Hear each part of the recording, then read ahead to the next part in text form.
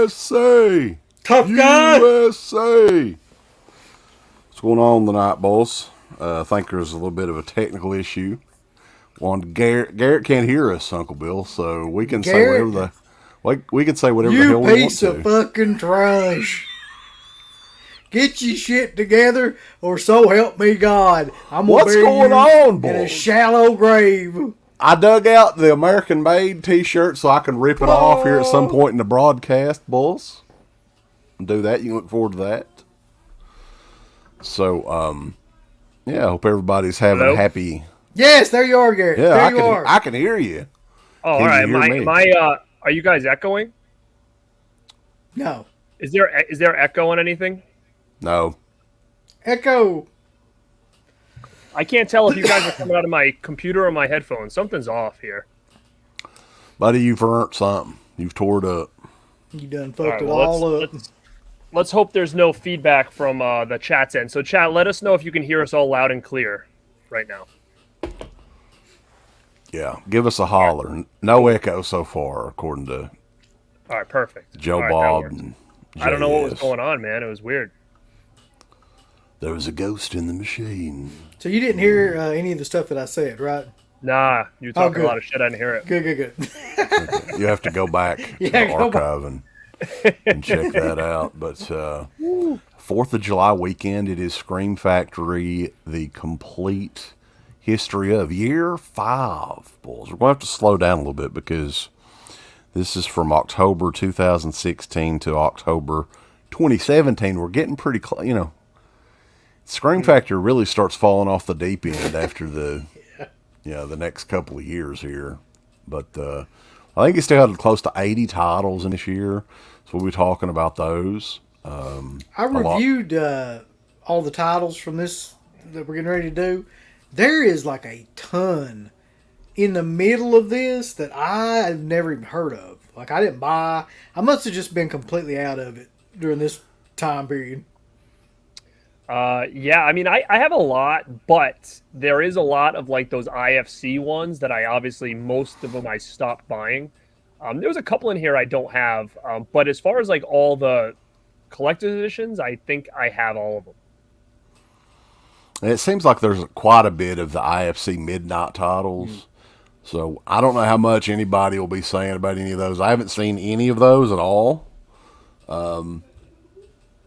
You know, and I doubt I'll ever watch them, to be honest with you. But I want to go through the chat here and give everybody a shout out. Jerry is in the house. What's going on, dude? He's all Bob. Scream Factory. He's all in. He's a Scream Factory mark. That's what I've heard. Clifton is in the house. Saturn Video. Preparing for some Scheme Factory goodness. Crash 517. JS, Ken Carlson, Army of Darkness 4K, and The Fog 4K in September. Have they announced that yet? Or I haven't really been on Facebook that much today. I don't know if they made any announcements today or not. What up? Cinemurdum Video, Stuntman Mark, Pop's Movie Dungeon, one of the biggest Scream Factory marks I know. Oh, yeah. Oh, Pop. He's got all of them now, right? I think did he complete the entire collection? I think he did, yeah. So everything I showed makes a difference because he's got every title now, yeah. Wait, he has every title they've ever come out with? Yeah. And he just started doing this. Like he wasn't buying from like day one. Like he had to go back and buy everything like now. So imagine that. We got the Huckster in the house. Hey, Jerry. And Pops, hope you all have a happy 4th as well. That's you. Well, he's not wishing us happy 4th. What the fuck, Hug? What the fuck? Pal. That's going to be a new shirt. Let me tell you something, Huckster. Brother. Huckster. Yeah, dude, we got to do it. That's killing. Yeah, Red, Anthony's Horror and More. Yeah, so we got a crowd in here already, and people dig these shows. Basement Blues is in the house too. What's going on, man? What's up, Tony? Phantasmat. I'm Matt. He's going to smoke an American Spirit in honor of the 4th of July, and I lost my spot. I hate StreamYard. I swear to God, it's like so shit, yeah. Is it the chat is the worst. SchemYard. SchemYard. Captain Horror is in the house. I'm not going to. Let me click. That Horror Critic is here. It's not the Horror Critic. It's That Horror Critic. Right. Jay Boarded 20. What's going on? Jacob, welcome, sir. I don't think I've seen you in here before. It might be one of Garrett's part of the Rad Pack. I don't know. Yeah, what's up, man? I don't know. Jacob Baranowski, we appreciate you coming by. Yeah, man. Steve Moores is another one. Or Steve Mayer, sorry. What's up, man? What's up, man? Howdy. The Mayor. Mid-level Media throwing us some dollar, $5. Thanks, brother. Super chat. Appreciate it, dude. Suspirian Knot is here as well. Bug-Eyed Betty is here for Garrett. All right. Welcome. Oh, Bug-Eyed Betty, Bambalance. Suspirian Knot has a pretty good idea, though. We could do like a whole show on, or a series of shows by year on the replacement programs at Scream Factory. That's a good idea. By year. Catch everybody up to date on those. Weren't they like the first replacement program? Like, wasn't that the first? They've definitely got the most, I think. Yeah. I think they're in the world record book so far. I don't know if anybody's even close to them. Bryce Bourne is in the house as well. Welcome, sir.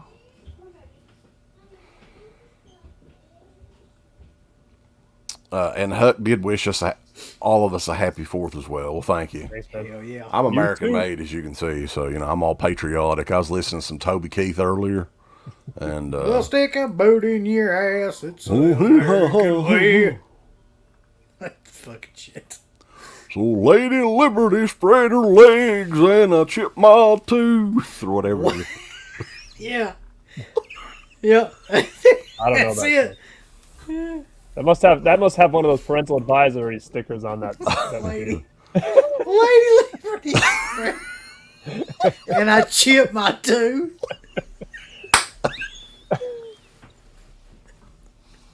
Why not? Why not? That would work. Why not? Why not, boss? So, yeah, but happy 4th of July, everybody. And this is like, one of the big shows. I think we did one in February, if I'm not mistaken. So we only do these maybe a couple of times a year, and people really dig these. These are fun to do because it's just kind of like a rapid fire on a ton of movies and releases and all that good stuff. And so let's go, boys. You ready to go? Everybody in the chat ready to rock and roll? Let's do a start right up. Garrett's got a pile up to the fucking ceiling over. There's two piles. But again, it doesn't matter because I think Jerry and both Pop have complete sets. So, I'm only like what? I mean, okay. So what do you do in this situation, Garrett? When you know they've got every release, I mean, do you try to keep up? Do you try to get them all? Do you feel upset with yourself? Like, I'm not. You'll not even notice here. There's actually 2 titles that I sold already from this. So we'll talk about those when we get there. Just because I'm getting a little bit. When it comes to Scream Factory especially and some of this stuff, like when it comes to upgrades, like I'm not upgrading anymore as much. Like I'll do a couple here and there from Blu-ray to 4K. Some stuff that I know is going to come out on 4K, like maybe I'll part with some of it. I got to have my own kind of reasons for it. But we'll talk about it as we kind of go through here because there's some that we can talk about. Except when you guys like message me like things and then I end up just go buying them anyways. But that's how it works. Which happened today, I think.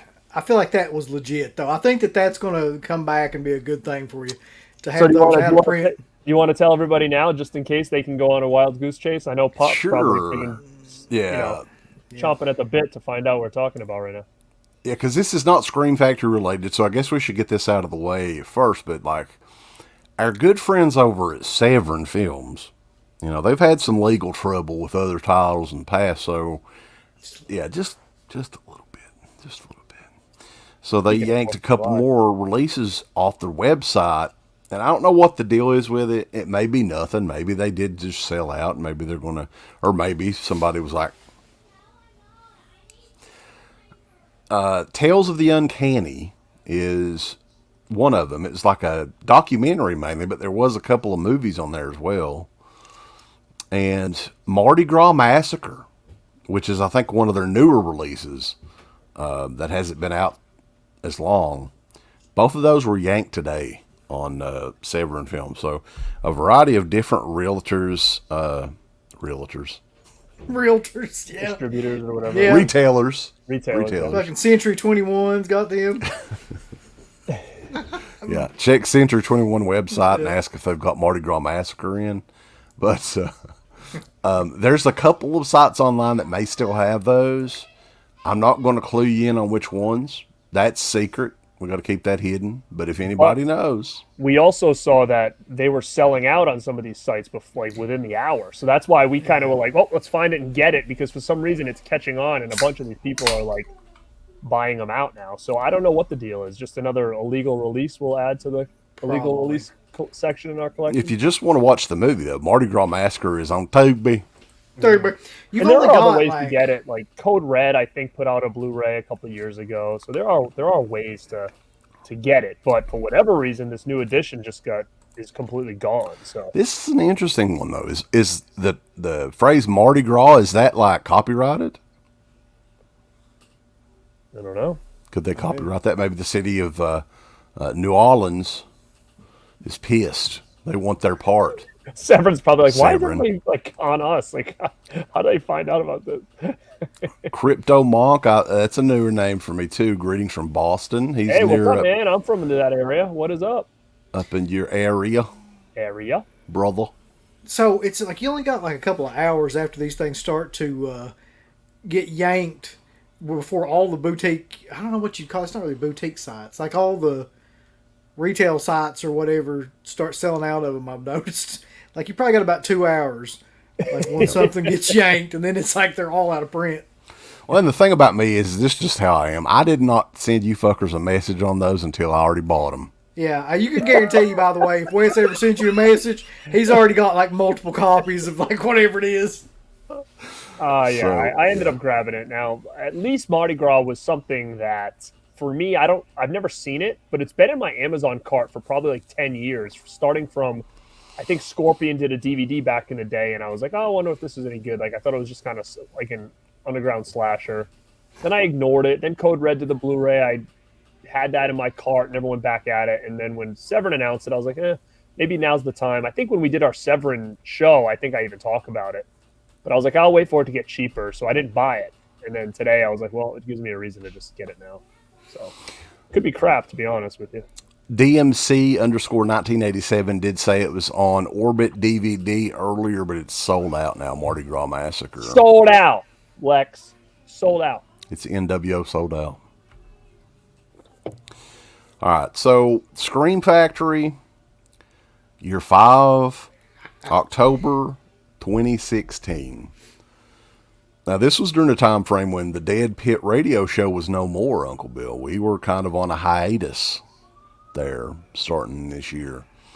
So, yeah, a lot of these titles I do not have. I don't have most of them, actually. No, I quit. I think, like, after we stopped, like, I really didn't buy anything there for a couple years at all. Like, yeah, I just quickly glanced through these, and I'm like, I don't know if I have any of these. So there may be one or two that I have. If so, I'll mention it. But yeah, I mean, Garrett, you are the saving grace for this year. For sure. Yeah, this show. But I mean, I was the Scream Factory guy. But we know I've already been beat now, especially as the years go on. But yeah, if you guys don't, like Wes said, this was kind of like DEADPIT was kind of on the hiatus right now. I was still collecting hardcore and kind of following what was going on. So Uncle Bill was, starting a nice job. He was suit and tie, having family. Pints.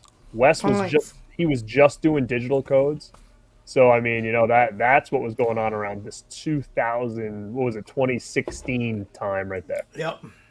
So that's what's going on their end. Listen, Garrett, I want to tell you one thing though. Wait, I want to tell him something right now. Uh-huh. got all these people that got every single Blu-ray and DVD release. Like, you've brought shame to our dojo. You've only mustered a measly 84% of Scream Factory titles. Like, you can't do this. Next year, it's gonna be like you two, and then Pop will be at the bottom. I'll be just gone. What the crap, dude? That's what I want to say. What the crap? You've been replaced on the Scream show. Get out of here. But yeah, October each year is usually a big time for Scream Factory. So the first release we're going to cover, October the 11th, released 2016. It is Carrie, the original, from 1976, baby. Now, if you guys got the slip cover and everything. Yeah, so if you guys don't remember what's going on here, this was kind of, I don't know if, I think it happened on some of the other years, but as I was going through this, the first couple big releases from this was they were doing that, like, you know, you buy it on their site, you get 2 slips, right? So this is one. I sold the other one. I don't remember which one was the variant or not. I just remember it was like, I liked this one better, so I sold off the other one. And you're going to find I did that a lot for a couple of these releases that are coming up. I kept one, sold one, because I just had it kind of packed away, and I was like, I could make some money off this. Why am I just going to let this other slip cover just sit like off to the side, like in a pile? So all those extra slips are gone. But yeah, I mean, that was a good start to the year, good release. I mean, obviously, Carrie. That is one I probably would upgrade, I think, to 4K. I don't know. It is a nice edition, though. It's a nice edition. It's got cool artwork here. Let's see if the other art. Oh, I got the original art on the inside. But yeah, that's a cool image. The original's a great image. Oh, did you say you had two? Wait, did you say you had 2 slip covers for this at one time? Yeah, because that's how they marketed it. If you bought it on the site, but they were different. Let me see. You sold it. You broke the collection up, man. That's not good. Let me see what the. Oh yeah, this must be the the regular one, because inside, like, the other poster art, that one as well. So the other one, I don't remember what it looked like, but it was different. Yeah, Carrie was a good start to the year, I thought. Good, hit it with a nice Ken Carlson mentioned this too. I think it's probably coming this year. Carrie in 4K. I would say you're right. It's probably going to be from Kino, I bet.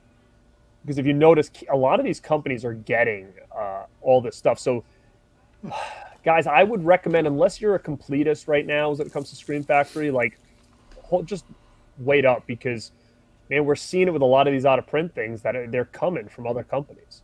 Like, Disturbing Behavior is on its way, and everybody's been all over that for the last couple of years, like, trying to get it and paying big bucks for it. Well, you're going to pay retail in like a month, so just be easy on it. Jerry says that Mardi Gras Massacre says it's still available for pre-order on Amazon. It does, but you know, Amazon is. I also had my Severin Drop Dead Fred on pre-order from Amazon months and months after that thing was ripped. So, I mean, I would say try it. It's worth the risk. What can happen is they just cancel your order. But with my track record, they ended up canceling it, which was like 3 months after it was already gone. So, not to mention though the fact that it's about $8 more expensive too than the other sites. All the other sites that I think looked it was at. $30 on Amazon, $29.99. Yeah. I think we got it for like $21. If I'm not mistaken, though, I do believe that if you ordered it from Orbit, you get the slipcover as well. I think that all the limited items and all that with those indie retailers. You know what they say about the slips, bro? Yeah, if it doesn't have the slip with it, then you don't want it. It ain't worth a fuck. No. Which is why this pisses me off, Garrett, because I don't have the slip for this. Man, if I still kept my other slip, I would have sent it off to you if I had it, but it's gone, man. It's someone else. That's a shame. That's actually a pretty expensive release too if you have the slip. Yeah, the Carrie one. Same day though. Get into, and I love Carrie, by the way. That would be, I'd totally upgrade the 4K of that. I have the old MGM Blu-ray. I never did get the Scream Factory one, which Carrie is an all-time classic. I love that movie. But the same day, another all-time classic, John Carpenter's The Thing from 1982. Came with 2 slips.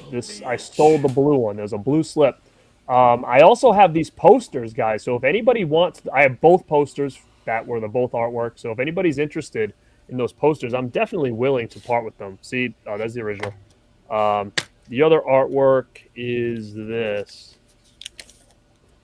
Yeah. It's like this thing. Yeah, I don't really like that one. So I other sold artwork. that slip, kept this purple one, but if anybody wants the posters, hit me up. I'll sell them. I've got them packed away.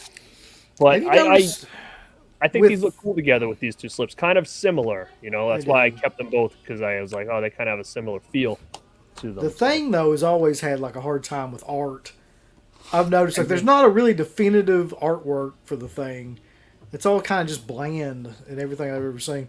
I mean, for me, I would rather go with the original theatrical. I mean, just it's not that great either, but I mean that's kind of epic almost in a way. So yeah, speaking of that, guys, if this is what I would consider, I guess, the original artwork, but I don't know if there's any poster artwork collectors out there, but I don't know if it's still available. But last week, Drew Struzan, who's the guy who created that artwork, he created a lot of artwork for like Carpenter and stuff back in the day, a lot of movie posters that you guys know. And I'm a big collector of that artwork, and he just released his thing. He basically redid it, and he sold off, I think, like a couple hundred copies of like a drawn original Thing. It's basically the movie poster, just a 24 by 36 on like real hard stock with like, you know, he basically drew it up. And it was on a company's site called Vice Press. So I just grabbed it. It's on its way. So I don't know if it's still on sale or not, or it's sold out, but you guys check it out if you're interested. Vice Press is a cool company, and they just released that Struzan artwork. So a lot of 80s artwork. I think, did he not do the Indiana Jones and like Back to the Future and the Goonies and stuff like that? He did that. He did Goonies. He did Adventures of Babysitting. He did all the Back to the Futures. He did Big Trouble Little China. He did all that stuff. The guy that did our artwork for Into the Pit kind of ripped him off. He was like another style, like the same style. Mm-hmm. Phil Robertson was his name, and he did a couple of mainstream movies, similar style. Didn't he do Detroit Rock City? Yeah, I think that was one of the bigger ones that he did. Yeah. That 80s, you know, character style, I guess, is the easy way to describe that. So the Thing, that was another all-time classic for sure. You said these came out on the same day, because I mean, these two great collector's editions in one day. I mean, that was a big start to the year for them. And then I see somebody in the chat asked about 4K Thing. Yeah, I have the 4K Thing Steelbook.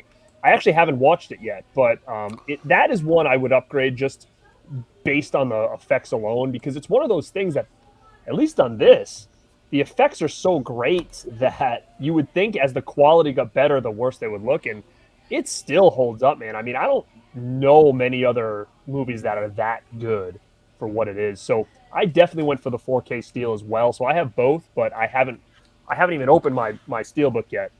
And I know the standard 4K was $13.99 on Amazon like a couple of weeks ago. Oh yeah, so that does have its own. That's still available, right? The standard 4K. Yeah, I mean you can't really go wrong. I mean $13.99 for a 4K, so for sure. I mean keep the Scream Factory. If it's that cheap, just put the 4K disc in the Scream Factory edition.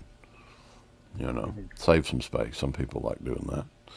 The next week, though, another classic, boss.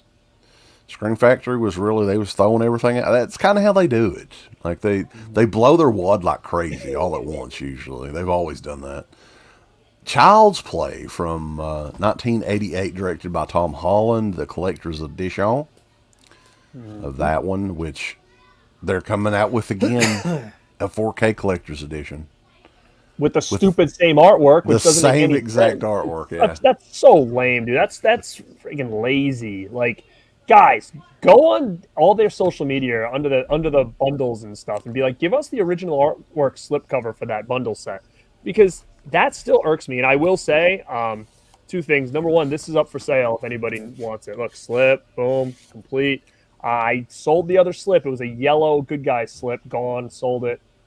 I still have the figure. I have the posters still as well, but I'll part with this because I did pull the trigger on one of those bundles. So it's coming. I got the bundle with the slips, and I'm honking on their social media saying, give me the original cover art slip to go with the other ones. Got so the if I'm bundle basically with the this same edition, but a 4K, I don't need this. Like, I don't need. It doesn't even have different artwork. I don't need this.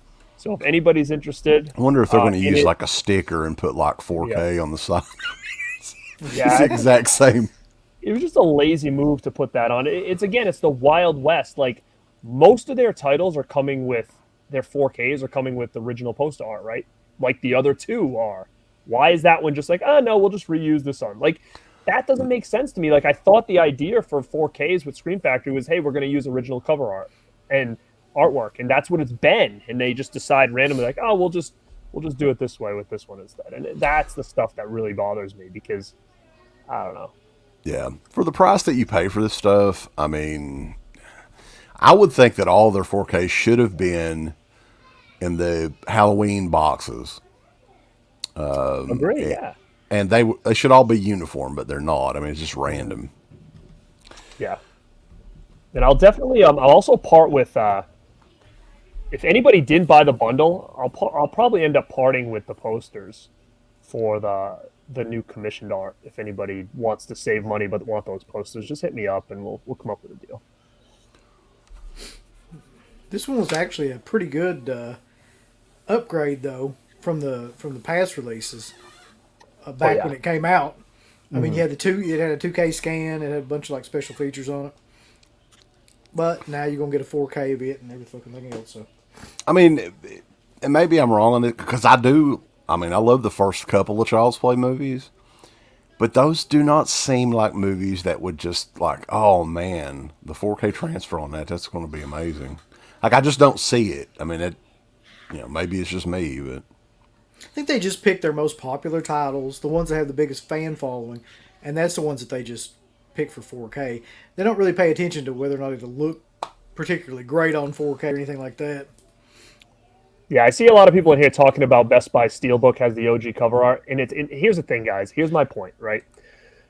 Scream Factory is doing that, so it's not Best Buy or another company that's doing it. Scream Factory is putting that out through Best Buy. I highly doubt Best Buy is like, well, what we want is the original artwork on it. They don't care. They don't care about that stuff, number one. And number two, when you're buying the bundle, you're getting that damn poster with that whole bundle. So you're getting the original cover art poster for 1, 2, and 3. So they can give you the poster for the same cover art, but they can't give you an extra slip. It's bonkers to me, because they're giving us another 2 slips for 2 and 3. Why not just throw in the other one? Even if they made that like you could only get that original one in the bundle, like to force people to buy the bundle if they wanted to kind of stay uniform, but they didn't. So I think Best Buy has an exclusive to a Steelbook, but I really don't think there was this big contract where it needed to be a specific artwork or anything like that. That doesn't make sense to me. I don't think that they really give a shit. I'm going to go to a lawyer and talk to him about patenting this. I just thought of this. Reversible slip covers, boss. Slip cases. How the fuck? Would you have to like Velcro it and then like? It would be either Velcro or a magnetic strip. Velcro. Hey, I can do that with my Severin slip covers right now. I can reverse because the fucking glue comes off of. I'll just take them. You know what sucks? I don't know. Bend them back around. Some companies that I feel like that they're so tight on there that as soon as you get them up, you're like, I never get this shit back in here. Dude, that could totally be done though. You could totally do it as long as you got like a strong enough magnet or whatever. Oh, I think you definitely could. I think like that actually might, because with a magnet you could probably have it so it works both ways kind of as well. So it would have to be one of those hard boxes, kind of like Vinegar Syndrome, to probably make it work. Wait, I got it. I got what you could fucking do. Like, you know those things that kids are using nowadays where it's like, it'll be like little bead looking things with nothing on it. Then you rub your hand up it and it turns into like a picture. That could be the slip covers. So you rub it down, it's one slip cover, and you rub it back up, and it's another, like a kid's backpack. A fondle slip when you cover. take it on the shelf, it's just going to be like just jumbled of like. That's right. You won't know what it is. You just rub your hand up against it. I gotta say though, I mean, honestly, like the new Child's Play 4Ks, if they got cheap enough, maybe. But I mean, honestly, like I don't really care. Like the box set, I got the whole box set for like $20 of all the movies. I just like I never get the urge to see the first movie because I've seen it a million times. Maybe every 3 or 4 years for part 2, and then the other movies I never watch. I mean, I completely get that bundle. Probably more so than I did like the way they did the Halloween bundle. I get them doing that and everything. It's just, I'm kind of like that too. Like, I just don't have an interest in buying 4Ks of those movies for some reason. All right. So, continuing on, the first of many IFC Midnight titles in the 2016-2017 year. What We Become from 2016. I have no idea what the fuck it is. Garrett does. Yeah, I've never seen it either. I don't have it. Never saw it. Oh my god. That's a shame. I bet Pop has it. Oh, he does. Of course. Him and I think Jerry. I'm wondering, like, Pop, like, honestly, like, you can still say that you have all the Scream Factory titles, but I would like to save a bunch of room, take all those IFC titles and shit and just put them in the closet somewhere or something. Yeah. Because you're not going to watch them. Or just don't buy them, and you could just tell us that you got them. Yeah, those don't count. Fine. Not complete. You're fine. Nobody's ever the problem is now that I think that if your completist is going to become the problem is, are you going to be completist with just the Blu-rays, or are you going to have to 4K everything? Because that's gonna be brutal, man. Especially because if you just bought all these and be like, well, because I got to upgrade the 4K, so which means you'll never probably watch the Blu-ray ever again. See, like that's where I like decided like I can't do this anymore because the slopes are getting way too slippery. Like I don't want multiple copies or something and all this other stuff. So, I'm assuming like there are people out there, right, that will buy every release that Scream Factory comes out with. Everything, right? Like the 4Ks, the bundles, everything like that. Mm-hmm. Yeah. And I was thinking up to this point, there was probably a lot more people that were doing that. And then this year came along with like half of them is these shitty independent movies.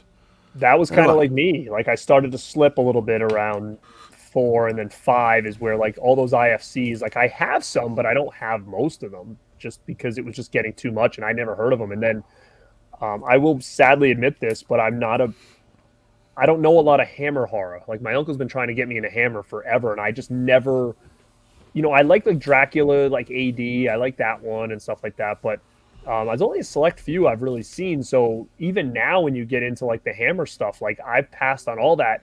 Not that it's not good, it's just that I'm not familiar enough with it to dedicate all that time and money into something that I could not enjoy. So it is what it is. Like I can't go back and get it now, but that was a hard one for me too when they started doing all the Hammer stuff because it was tempting, but I'm just not that familiar with it.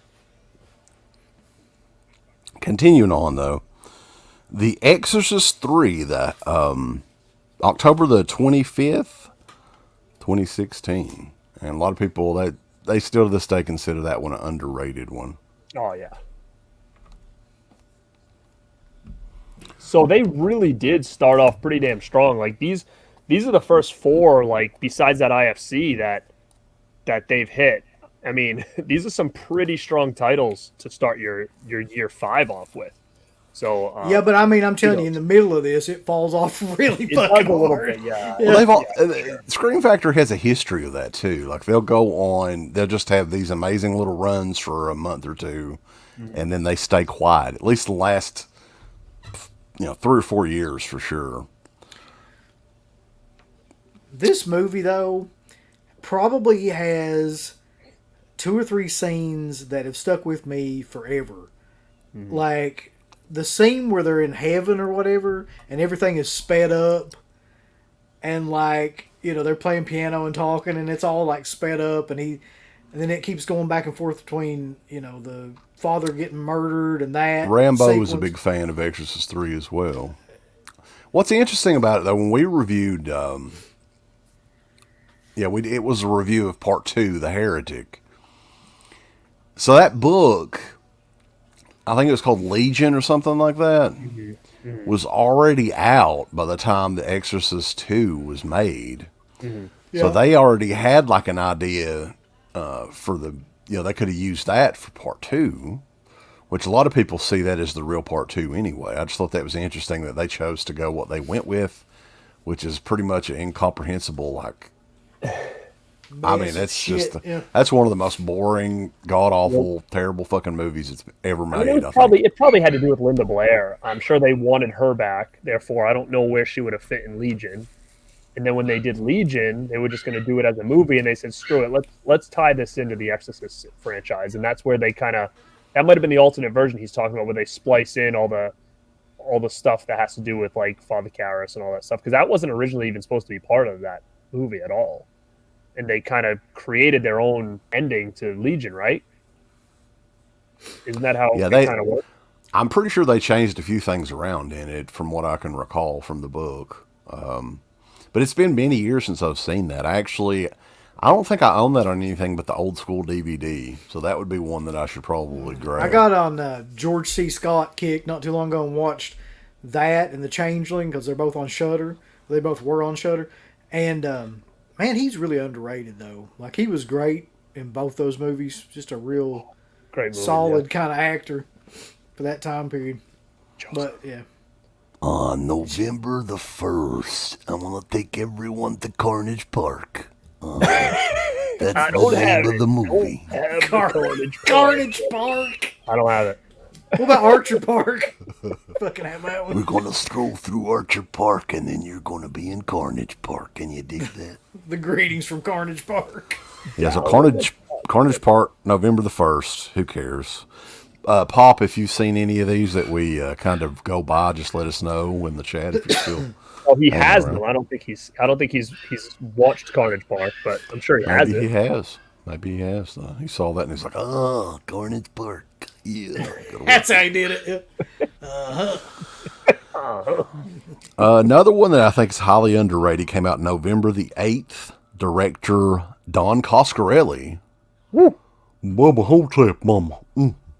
Speaking of new Elvis, here we go. There's Elvis, baby. Yeah, Bruce Campbell, Ossie Davis, and it's a dark comedy, I would say, more than anything, and it's I think it was the last really great movie that Don Coscarelli did. I don't think anything since has been as good as Bubba Ho-Tep, mama. Do you remember the I don't think it was Anchor Bay, but do you remember the cool DVD edition it had when it came in the Elvis jacket? I do. I didn't own that, but that one was really cool. Coscarelli had like a relationship with MGM, pretty good relationship with MGM in the early days of DVD, because they had like collector's editions of the Phantasm and Oblivion, and then the Bubba Ho-Tep editions. This is such a weird movie, though. It kind of came out of nowhere. I think it's great. It's like on par with stuff that was coming out like Napoleon Dynamite and stuff like that. Just very odd comedy, horror, sci-fi mix that they really don't make movies like this anymore. Cinemurdom's putting over John Dies at the End. Man, like, I need to rewatch that. No, I thought it was okay. It was wild and weird, but I think it's probably something you should go back and watch. It's not bad. Mm-hmm. So, continuing on, though, we've got a lot of shit to go through. Bubba Ho-Tep, though, high recommendation. That's one that I wouldn't mind picking up as well, because the odds of them doing that in 4K probably, not too good. Dead Ringers, David Cronenberg's Dead Ringers from 1988, came out the following week, November the 15th, 2016. Dead Ringers, baby. Any thoughts on Dead Ringers, Uncle Bill? Love that movie. I've got that movie in there somewhere, but cannot find it for some reason. But any Cronenberg is great Cronenberg, but that one's Jeremy Irons, and I mean he's like one of the best actors of that generation. Oh, I thought you were going to shit on Jeremy Irons, and I was like, no, I'm not going to shit on Jeremy Irons. Don't do that on this show, brother. Have you ever seen anything Jeremy Irons was in that was shitty? No, he's very selective about his roles, Jeremy Irons is. I mean, maybe more recently, if he's still alive. Is he still alive? I don't know. I think. There's a few. I think there's a couple of Cronenberg movies. There was an Intruder remake that came out November the 22nd, 2016. Do you have that, Garrett? No, I don't think I've ever even seen it. But it was a remake of the original. If it is, I might hunt it down just because I love that original one. If that's Are you talking about the original Intruder is in the slasher Intruder? I think so. Yeah, I don't know if it's a remake or not, but if it is, I'm interested because I like the supermarket one there. But, I love this damn store. It's such a good movie, man. It is. Also, November 22nd, another David Cronenberg movie, Rabid from 1977. Controversial movie to say the least. Marilyn Chambers. Was it Marilyn Chambers? Was that who was in it? Yeah. Was the lead in it. Porn star. I met her at the Full Moon Fest, the one in Tennessee that I went to, and I was in the elevator with her and I actually asked her about Cronenberg. And what was so funny about it though is there was a guy in the elevator that was just like a random guy that was in there with us. And I was asking her about, what was it like to work with Cronenberg? And this guy was like, yeah, what was it like to work with it? He thought it was some sort of fucking porn stars. like a male porn star. Yeah. He's like, you like that dick? But and she was like, oh, he was real. What did she say? She said he was real quiet, shy, kind of backwards. Like that, she was really kind of like outgoing at that time. And he was just kind of like, wouldn't talk to anybody really. More which is exactly how I imagine him to be honest. But, yeah, that's cool, man. Yeah, for sure. So yeah, I think they released a remake of Rabid the previous year, and then they got the actual movie the next year. Remember was talking about that one. Another IFC midnight film on December the 6th. The Devil's Dog, baby. Oh, got it. Oh. On December the 13th, 2016, another classic movie, collector's edition of Bob Clark's Black Christmas. This is a banger of a release. I've got that too in there if I can't find it, dude. This is a big one. It's a banger of a release, and or it's bussin', boys. That's another one that we've got to start using. Is it slapping? Because that's what Piper always says. Yeah, this edition fucking slapping. I'm like... I have the Blu-ray that Anchor Bay put out, and then I upgraded to this. I don't even, honestly, the Anchor Bay one might be a better edition. I don't even know what's on it, but I ended up getting this. But this is coming. This is coming 4K. They're not going to let this slip. This is going to be, I don't know if they're going to do it, but it's something we are going to see, no doubt. Probably, maybe even this year. Now, see, that would be one that I would benefit from 4K. Like, there's so much in that movie, so much great cinematography that would be perfect. Like that, I would actually probably get that. That's one that we did do. Did we do a commentary over that? I know we reviewed it. You guys, I think, did. Yeah. I don't think I. So, yeah, that's definitely a masterpiece for sure. And in a lot of ways, I still think it's an underrated movie.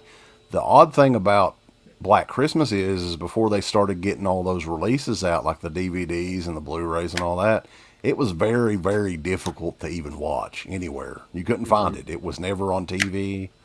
So in a lot of ways, I think that it's one of those movies that grew quite a bit with the popularity of home, the home media formats getting out there more and all that. Somebody said that, so I don't know where it went. Oh, somebody said Black Christmas had a replacement disc because of bad audio. I just checked. If they did, I didn't get it. So that sucks. Yeah, definitely. I don't have these lists here should have asterisks beside of replacement discs and all that, but I don't. So if anybody has that, let us know in the chat. Black Christmas, though, all-time classic for sure. And I would imagine a 4K should be coming out of that one. But that was collector's edition. Another collector's edition the same day. Dreamscape from 1984. And is that... I like this movie, man. This is a pretty underrated flick here. And I think it's on Tubi or Shudder or something, but I really like this one a lot. Yeah, is that a Dennis Quaid movie? Is Dennis Quaid in there? It is. Okay. And you have the dude Heavy from metal. The Snake, like the dude from the Warriors there, like Warriors, come out and play. What the frig is that guy's name? Yeah. He plays that like cool snake. It's almost kind of like Elm Street, like this movie. I think this is one, if you haven't seen, you should track down. I don't know if this would ever get a 4K or not, but it's a pretty cool movie. It's creepy. That snake is pretty creepy that he turns into, whatever. So definitely would check this out. Interesting choice for a collector's edition because it is kind of I would definitely say that's an obscure movie. Yeah, this is the original artwork. Pretty cool. If you guys remember this one. Isn't Steven Spielberg's wife in that one? Let me see, man. Kate Capshaw. Kate Capshaw, baby. Woo! Yeah, she is. Yep. Okay. I don't know if I've ever seen it, but I kind of know of it because she was only in like a handful of movies, just primarily due to being married to Steven Spielberg. Wait a minute. Am I wrong? Or is the dude that's in the Warriors not the same guy that's in Commando. That gets dropped off the fucking cliff. Isn't that the same guy? It could be. I don't remember. Yeah. Well, yeah, I think it is with the glasses, right, or whatever. It just now like dawned on me. You know what? If it is, I was today years old when I put it together. So, what is that guy?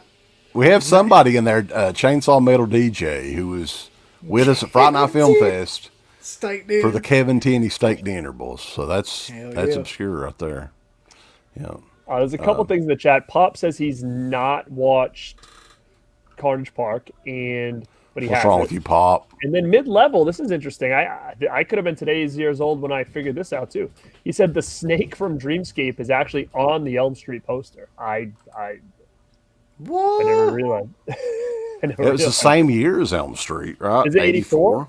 That's interesting. That's very interesting. That's a 20th Century Fox movie originally, so wow. Another IFC midnight on the same day, December the 13th. I am not a serial killer. Promise. Hey, what? Listen. It's actually have that. Listen, this is good, guys. This is Christopher Lloyd. If you guys haven't checked this out, it's a pretty badass movie. Anybody in the chat has seen this, and they let me know what you guys think, because I thought this was fantastic. So I would hunt this down for sure. It's basically like, I think it takes place in the winter, but I don't want to blow it, but Christopher Lloyd's in it, and he plays somebody that they think might be killing kids and stuff. But I would actually try to check this out. So that's why It'd be killer if it was the same character he played in Dennis the Menace. He was like the creepy, like dude, child molester. Think about killer. Think about all the great roles Christopher Lloyd had, and you think always like Doc Brown, but like when you really nail it down, like he was Doom, Judge Doom. I mean, like Uncle Fester. Like, so many. Yes, I mean, it's insane to think the amount of characters that dude played in his career. It really is unbelievable. So if you've got that, you've got to have released on the same day as well. Let's be evil, baby. Let's be evil. I don't have it. I don't have it. Let's be evil, evil, Evil. It's a magical, mystical woman. Also on the same day, it's Shelley from IFC Midnight. Don't got Shelley, but It's the why you said that, Shelley, if you will. Shelley. There's a lot of people putting over I'm Not a Serial Killer, and they all actually said it's on Netflix right now. So the last release of 2016, December the 27th, from this was originally an American International Picture. It's The House That Screamed. There was a house one time, and it screamed. Now,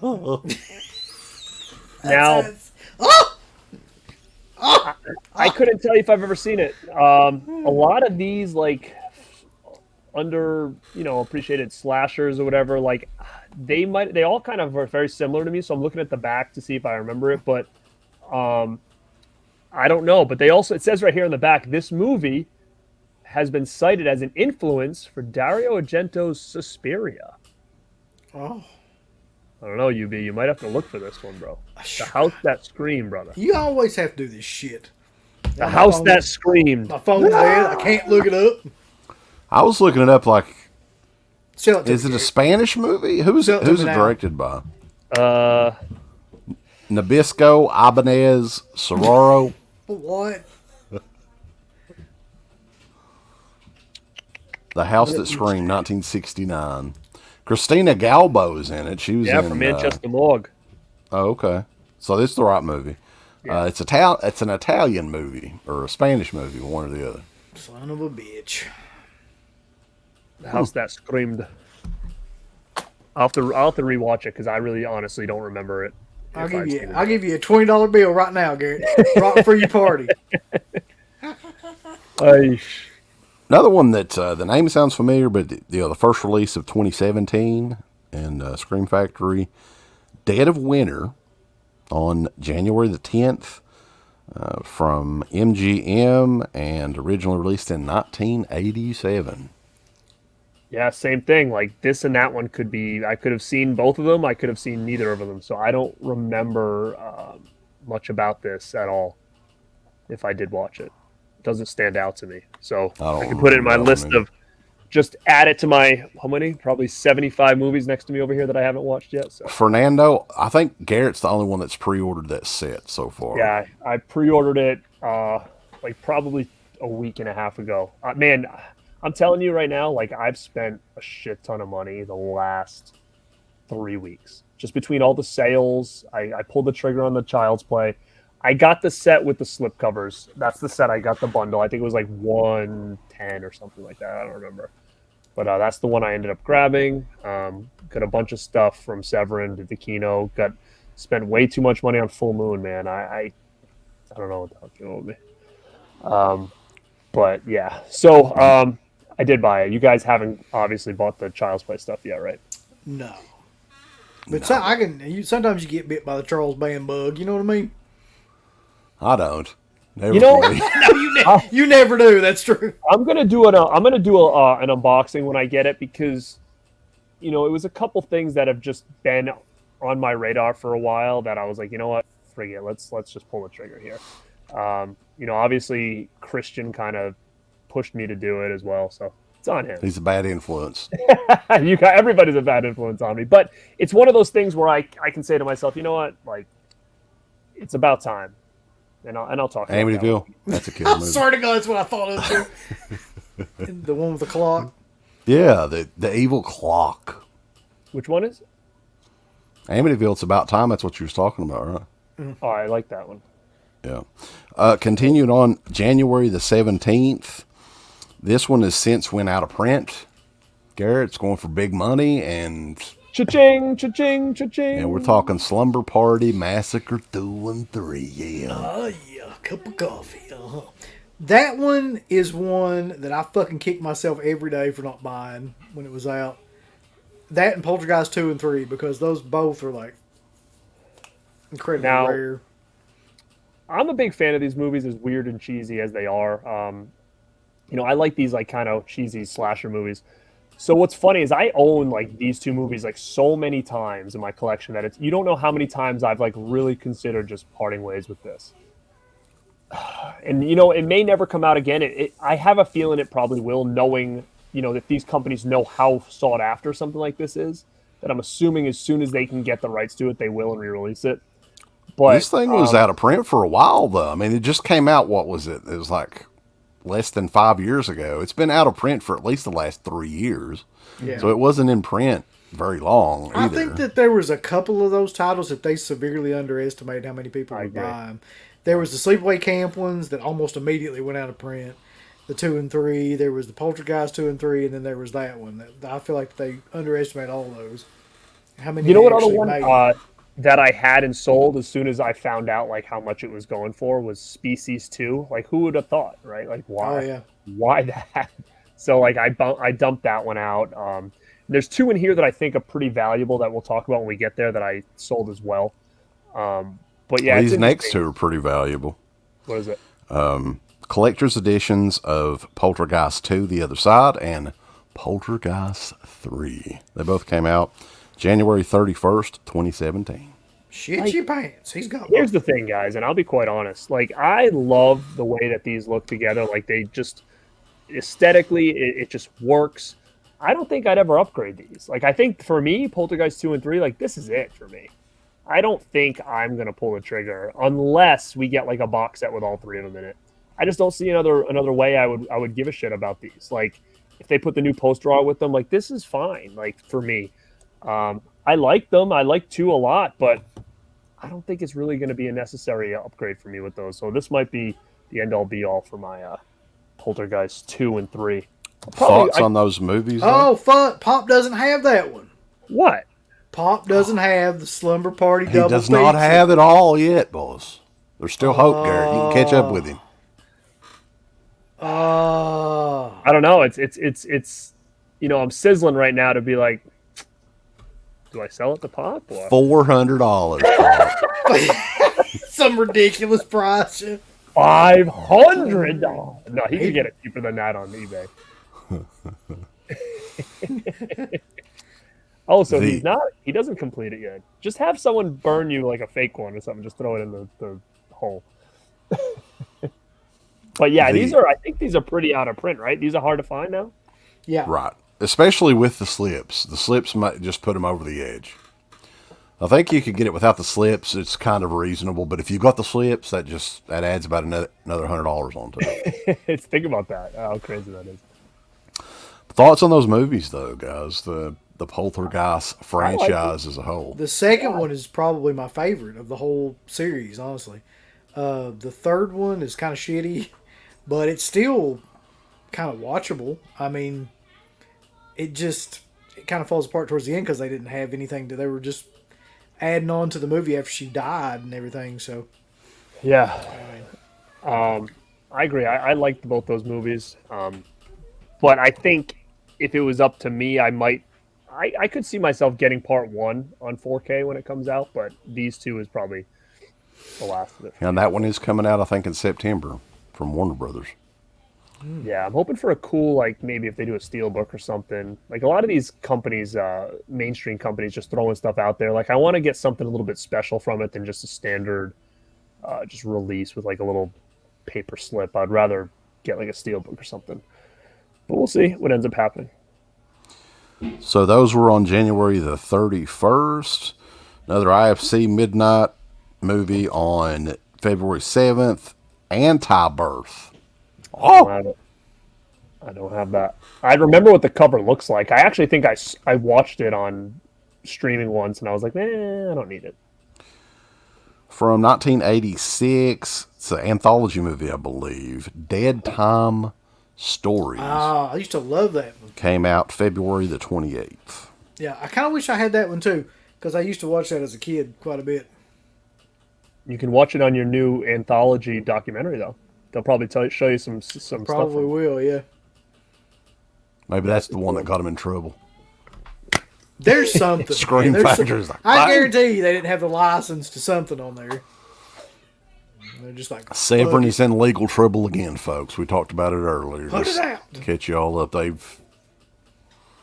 need to call Grover. March the 7th, 2017. This is a Shout Factory original. The Lesson. What is The Lesson? I don't have it. Is it like the lesson at the end of the Masters of the Universe episodes? It's at the G.I. Joe. G.I. Joe, yeah. Remember. And now you know. And knowing's half the battle. March the 14th, and this one was remade recently. Firestarter from 1984. It's a Universal Pictures movie, and there was a collector's edition of this. I actually own this one. This is the first one of the bunch that I own. Really? Out of all the stuff we've talked about? Yes, and I'll tell you why. A couple of years ago, Walmart had these with the slip for $10, and I grabbed it there. Otherwise I wouldn't. There was a few other movies that Walmart had around that time period, but the Firestarter was one of them, and I still have 2 copies. If anybody needs it, let me know. Let me tell you something. I'll tell you something about Firestarter. That one right there is like fucking Taxi Driver compared to that new piece of shit that just came out. Wait, you know what, man? I love this. I love the original a lot. I know a lot of people, like, it's not really... a lot of people I've talked to are like, I don't really like the original one. I love this movie, and man, that new one was... I didn't buy it. I'm not going to buy it. And I usually will buy, like, remakes just to have them, but I can't get myself to do it unless I can get it on, like, Black Friday for, like, $2 or something, but nah, not good. No. Black Friday now, though, like the last couple of years, ever since post-COVID, it's not the same as it was. Like, the sales aren't even that good, at least, in the store. Like, Walmart Black Friday for their shit sucks now. It's not even worth going to. How dare you, sir? You don't want to fight a bunch of fucking rednecks for a toaster? Come on! Get on it!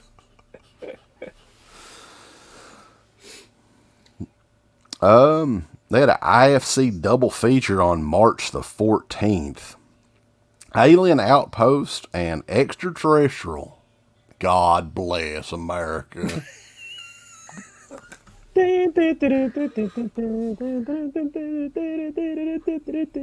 Don't know what the hell this is about. Not sure if I watched it ever. It's Pop God. I may have watched it. some of these Alien movies are actually pretty decent, but I don't know if this was one of the ones that I had watched. But some of them are pretty good. Extraterrestrial. This might have been one of the good ones. I think Extraterrestrial. I doubt it. No, I could be wrong. If anybody in the chat knows, I think for some reason the Extraterrestrial one was a pretty good one. But again, I could be speaking out of term here. Yeah, see, a lot of people are saying they don't like the original Firestarter. Weird, man. Like I like it a lot. To me, it's a good movie. It's not horrible or anything like that. But I mean, it's probably not. It's not as great as some of the others that he like Carrie or The Shining or other adaptations like that. But goddamn, like I'm saying, if you watch that new one, you'll be like, that's a fucking classic right there.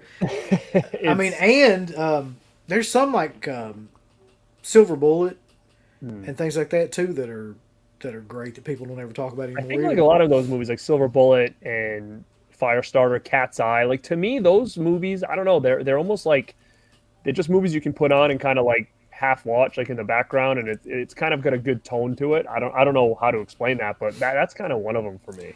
Another Stephen King adaptation that is never ever referenced at all is The Running Man. Oh man, that's like one of my favorite movies. Honestly, I love that movie. Oh yeah. Although, like a lot of people don't realize, but that was what was this? He was the fake name that he used for that book. Frig was his Bachman, Richard Bachman. Bachman Turner Overdrive. Yeah, Richard Bachman Turner Overdrive. Yeah, that's an underrated one too. I don't know if that. I'm sure it's out on Blu-ray at this point, but. Hey, Killian, was Sub-Zero now Plane Zero? Killian. There's a new second. I think it's Second Sight is doing a 4K remaster. Oh, it's a 4K edition of. I think it was Raw Deal that's coming out. Overseas in 4K. Steelbook. Raw Deal, yeah. 4K. That's pretty cool. Yeah, that they would. I mean, some of these more obscure Arnold movies are getting the love, but hey, are they ever going to fucking do a proper edition of Terminator 2 in 4K? I haven't bought any yet because I'm waiting. Probably not. I think they're waiting on James Cameron because he's been working on Avatar for the last 18 years or whatever. Yeah, and everything else is like gone like on the wayside. Like he's just ignoring all of his other properties and be like, I'll get it done eventually. Like, dude, you're losing so much money right now. Can we all just collectively come together and say that the first Avatar is a piece of shit? Because it is.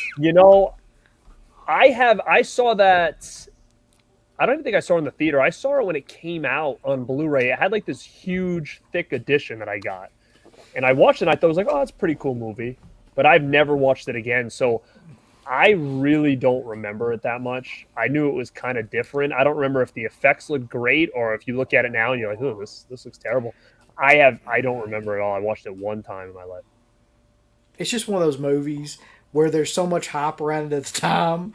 And then, like, looking back on it now, I'm just like, that movie was fucking shit. Well, it was the movie that really kick-started the last 3D movement in Hollywood. Like, I think that was, what year was Avatar? Like 2008, 2009, something like that. Yeah, it probably was like 08, 09, because I was living in my condo at the time, and that's when I remember getting that set.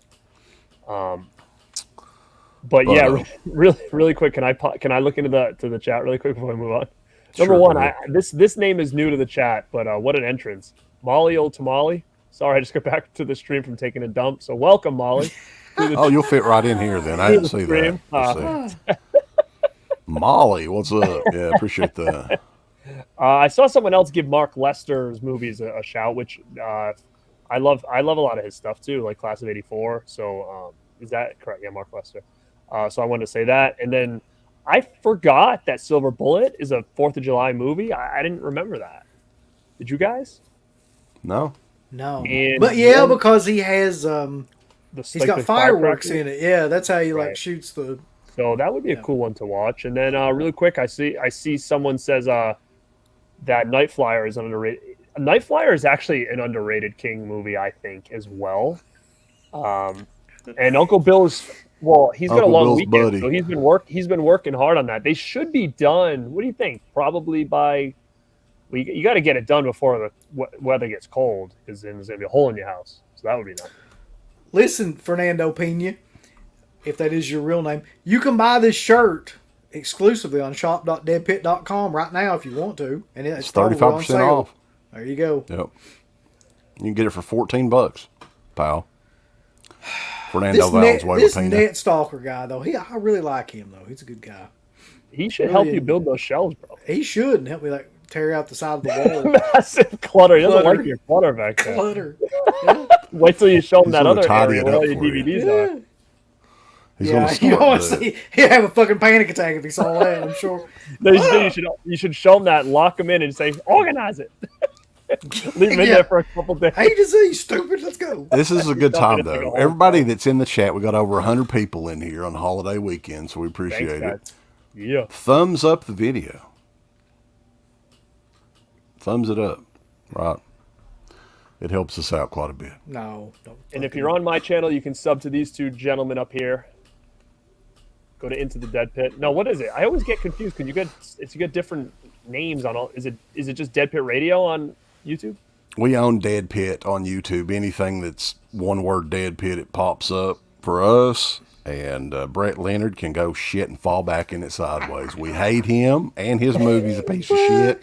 We did not take our name from that shitty movie. I just wanted to let that be known. Hey, Netstalker, my room tour is coming. It's being worked on right now. Again, I wanted it to be pretty cool when it came to the editing aspect of it. And I have 75 movies over here that I'm trying to shelve up and get them out of the video. So it's being worked on, and it should be out soon. I said June. It looks like. Yeah, you've been saying that for a while, pal. I know, man. It was the renovations really threw everything off because I had to get down here and literally dust and mop and wipe down every nook and cranny of this whole area. So my favorite Saxon album is "Innocence Is No Excuse." Ooh, Saxon, baby. Yeah. Continuing on, though. Let's continue on. And Mayor, you can do what he says. Yep. I can't say that yet. Yeah, we're not allowed to say it. March the 21st, 2017. The evolution is a mystery. Do you have that one? Evolution? No. What's wrong with you, man? No evolution. Evolution. Line in the sand. That's what I said when I was in it. I said, Scream Factory, I'm drawing a line in the sand. No, I'm not getting evolution. Ah! March the 21st, two separate collector's editions of Robocop 2 and Robocop 3. All right, those are the two I sold, people. Those are the two I sold off. They're gone. I think Robocop 2 will probably come out on 4K, which I'll probably buy. But they were going for a lot of money with the slips, and I have a Robocop box set on Blu-ray. So I was like, you know what? Let me get rid of these two, especially because, and again, my brain works in weird ways. I'm like, if Robocop 1 isn't a Scream Factory title, nor will it ever be, to have just 2 and 3 and not part 1 next to it, I just really care. So, and because I already had a box that I sold them out. Oh, and you can get there's a RoboCop trilogy Blu-ray set that you can probably get pretty cheap. That's what I had. So therefore I was like, I guess I don't need these. So I got rid of them. I agree with Stuntman Mark, though. RoboCop 2 is a masterpiece. It is great. I love it as well, yeah.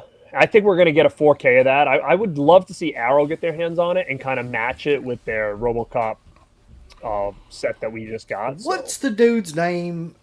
He was in House of the Devil, too, that's in RoboCop 2. Oh, dude, he's amazing. The guy from Monster Squad there. Fucking, you know it, Wes. Tom Noonan? Tom Noonan, yes. Oh, yeah. That guy's amazing. He's awesome. Tom Noonan's another one, like Christopher Lloyd, where he was in a lot of movies. Like, he was Jack the Ripper from Last Action Hero. He was Frank from Monster Squad. I mean, he was in a lot of cool stuff. He was in Manhunter. Manhunter, yeah. So he's another good character actor, I feel like. We met him, actually. He's a very odd guy. Very odd, But nice. I mean, he was nice. I met him, too. I think I have a picture with him. I'll post it up. He's a big dude, man. He's tall. Speaking of Monster Squad, though, we do need to mention RoboCop 3 was the movie that ended Fred Decker's career. Oh, wow. Really? Yep. Yeah, that was the last movie that still to this day that he's ever directed. Huh. I see. I didn't know that. Yeah, I got the Robocop series released TV. March the 28th, my birthday in 2017, they come out with United Artists movie from 71. What's the matter with Helen, baby? There's something bad wrong with her. You know what? Come on. I swear I have that. I could not find it for the life of me. I'm like looking at each one. I'm like, I know I have it. I can remember the cover and everything. So either I don't remember or I don't own that at all. A 4K of Manhunter would be fucking like I'm not even a huge fan of that movie really, but I would totally buy it just for the visuals. Like if they did it right. I love Manhunter. Yeah, I would be down for that, no doubt. April the 4th. What is it? Nothing. Just pronouncing this word. Peter Wheeler was a lot better than Levithan. Levithan? Levithan. Is that any good? Levithan? Levithan. It's real good. April the 4th, 2017, Invasion of the Bee-Girls, Garrett, from 1973. Nope. Centaur movie. I don't know what the hell that is. Don't got it. April the 4th, also, Tank 432, IFC Midnight. I'll die laughing if you've got that one. No. Okay. April the 11th, International Releasing Corporation, no idea, from 1980. Demented. What the hell is that? I don't know that. I remember that, yeah. Didn't that come out again recently on something? Somebody it might have. Somebody else put that out. It's pretty cool, though. It's actually a pretty cool movie. I do remember this one. Guys had like weird masks and stuff in it. I don't know if I've ever seen that. You know what I will put over? I know it's not what we're talking about now, but I'm going to do a review video on it. But I checked out Hell High from Arrow. Yeah. I never owned that. I swore I had that. Maybe I have it on like one of those sets that has like, you know, a bunch of different movies on it that, you know, they used to put out around Halloween. But I always got it confused with Horror High. And I just watched the new Hell High, and it looks awesome, number one. And number two, it's a pretty cool slasher, 80s slasher movie that I had never seen until now. So I don't know if you guys are going to sleep on that or whatever, but I recommend getting it. If you like, you know, it kind of falls in the same vein as, like, Mutilator and those kind of 80s slashers and stuff like that. But Hell High was in one of those 3-packs with... it was a Shriek Show 3-pack. I think Majorettes was in that one. You know what? That's probably where I probably have that then. I was like saying to myself, I knew I had this, but it might like still be sealed. Majorettes, Hell High, and something else. Yeah. I don't like recall high school horrors, I think. Is that what it's called? I think. I don't know. Did you like it? Continuing. I liked it a lot. Yeah. And the music I'm gonna have great. to buy that. Kind of reminded me of Carpenter, like the music and stuff. I thought it was really cool. I was kind of happy I put it in. I'm drinking. Another. If for everybody that's interested, there seems to be quite a few. Colt 45. No, it's King Cobra. That's what I'm drinking right now. Fuck you up. It'll fuck you up. Here's another one. Wubber Wrestlers. We got some new guys in here. Good to see Creepy and Bill giving the new guy a chance to be the main host. Sure. Yeah. You're the new guy, Garrett. You've been doing shows with us for fucking 2 years. Yeah, but you're new. I'm just a rookie. I'm just a rookie. All right. Some of these movies here I'm not familiar with. The Vampire from 1957. Do you have that one, Garrett? Now, I wasn't sure if this is what they were talking about. No. Because I don't know. From 57? That's like... Oh, 57 it says on it? Yeah, it's not this then. This is 79. No, I don't have it. You failed yet again. Ooh. That's a shame. Pops wouldn't let us down like this. I know. Yeah. We need to get Pop on here, boys. Since you've got the Rad Pack, we're going to fucking kick you off. The Rad Pack. Contamination 0.7 from 93. Nah. What the hell is that? I don't even know what that is. So this is the time period we were talking about, Bulls. And Oh wait, just Sorry guys, was that the one of those like 1,500 copy things? it doesn't say on here. I don't know because I think I had that in. They had Screen Factory before they went to Blu-ray. They had like a bunch of different DVDs with like 4 movies on them, and I think that was on there along with another movie called Vagrant, which is part of this year. That came out on Blu-ray. I think they only did like a 1,500 copy limit on that one because it was part of a 4-pack that I already owned, so I didn't buy either of those. You're selling copies of shit on here, Garrett. Hell high? Sweet. Hell high, boss. Oh, and you got your little buddy in here from the X Factor. I mean, the Rad Pack. The horror's in here. Hell yeah.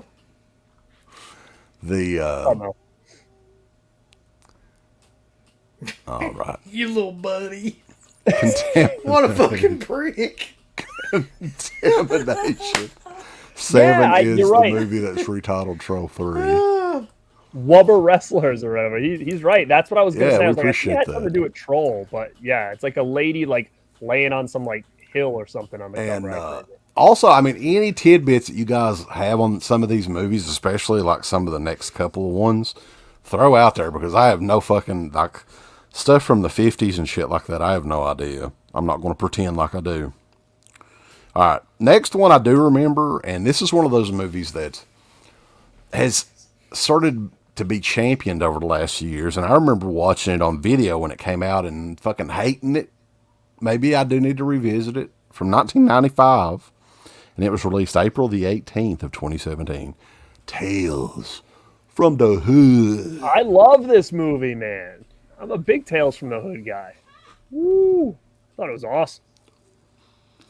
I can't remember a damn thing about that movie. Oh, it's good. I know I've seen it. Very cool. Look at that awesome original art right there. Bomb. Yeah, I remember it's like a metallic VHS art back in the day. I rented it from Kenny Music down there at Jenny Wally Video. Oh, Kenny. When he wasn't busy drilling holes and watching the people like tan in there, he was one of the... He's just making sure they got all their lines, you know. Right. They took care of all them tan lines. He was... when he wasn't doing that, he was giving us all the VHS tapes we could ever want. Well, we had to pay for them. Right. But yeah, I would recommend Tales from the Hood, you guys checking out again. And real quick in here, NetStalker seems to be very good with movie rooms and equipment and whatnot. But he said, and guys, I never knew this. You can't watch VHS from your Play to a 4K TV. I have a VH player hooked up, but I mean, I have not tried anything probably since I've got my 4K TV. I don't know. That's what it says here. I don't think that's true. That comment. Jesus what? Christ, what is it? Nothing. Let me just see. Everybody's loving Tales from the Hood. Maybe I'll check that one out again. I don't know. Oh, okay. Woo! I'm back. Hillbilly Confidential, that one? Oh. He can't.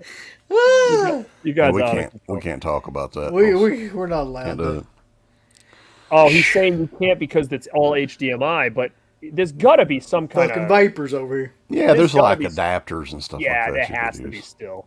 Listen, NetStalker, you fucking wrong. Here we go. Yet again. Put him to shame. He says, I just watched the VHS today on my 4K TV. Yet again. With the RCA input. Cable guy says we can put a man on the moon, but can't watch VHS on It's impossible. It cannot be done. Listen, you lost a lot of quality if you do that. I just want you to know. And we're all about the quality. The quality in format, baby. The chat is going. Dude, the chat's killing it tonight. Like, guys, keep it up. Yeah, we definitely appreciate the chat. Jake's you guys are hilarious. The last Later on, the Hood is straight up rip off of Clockwork Orange. They should have just called it a Glockwork Orange. They're not that clever. That's great. I love it. Keep going, guys. Continue on some of these old ass movies. Whoo! April the 25th, 2017. Got Yokozuna at his house over there. Yokozuna.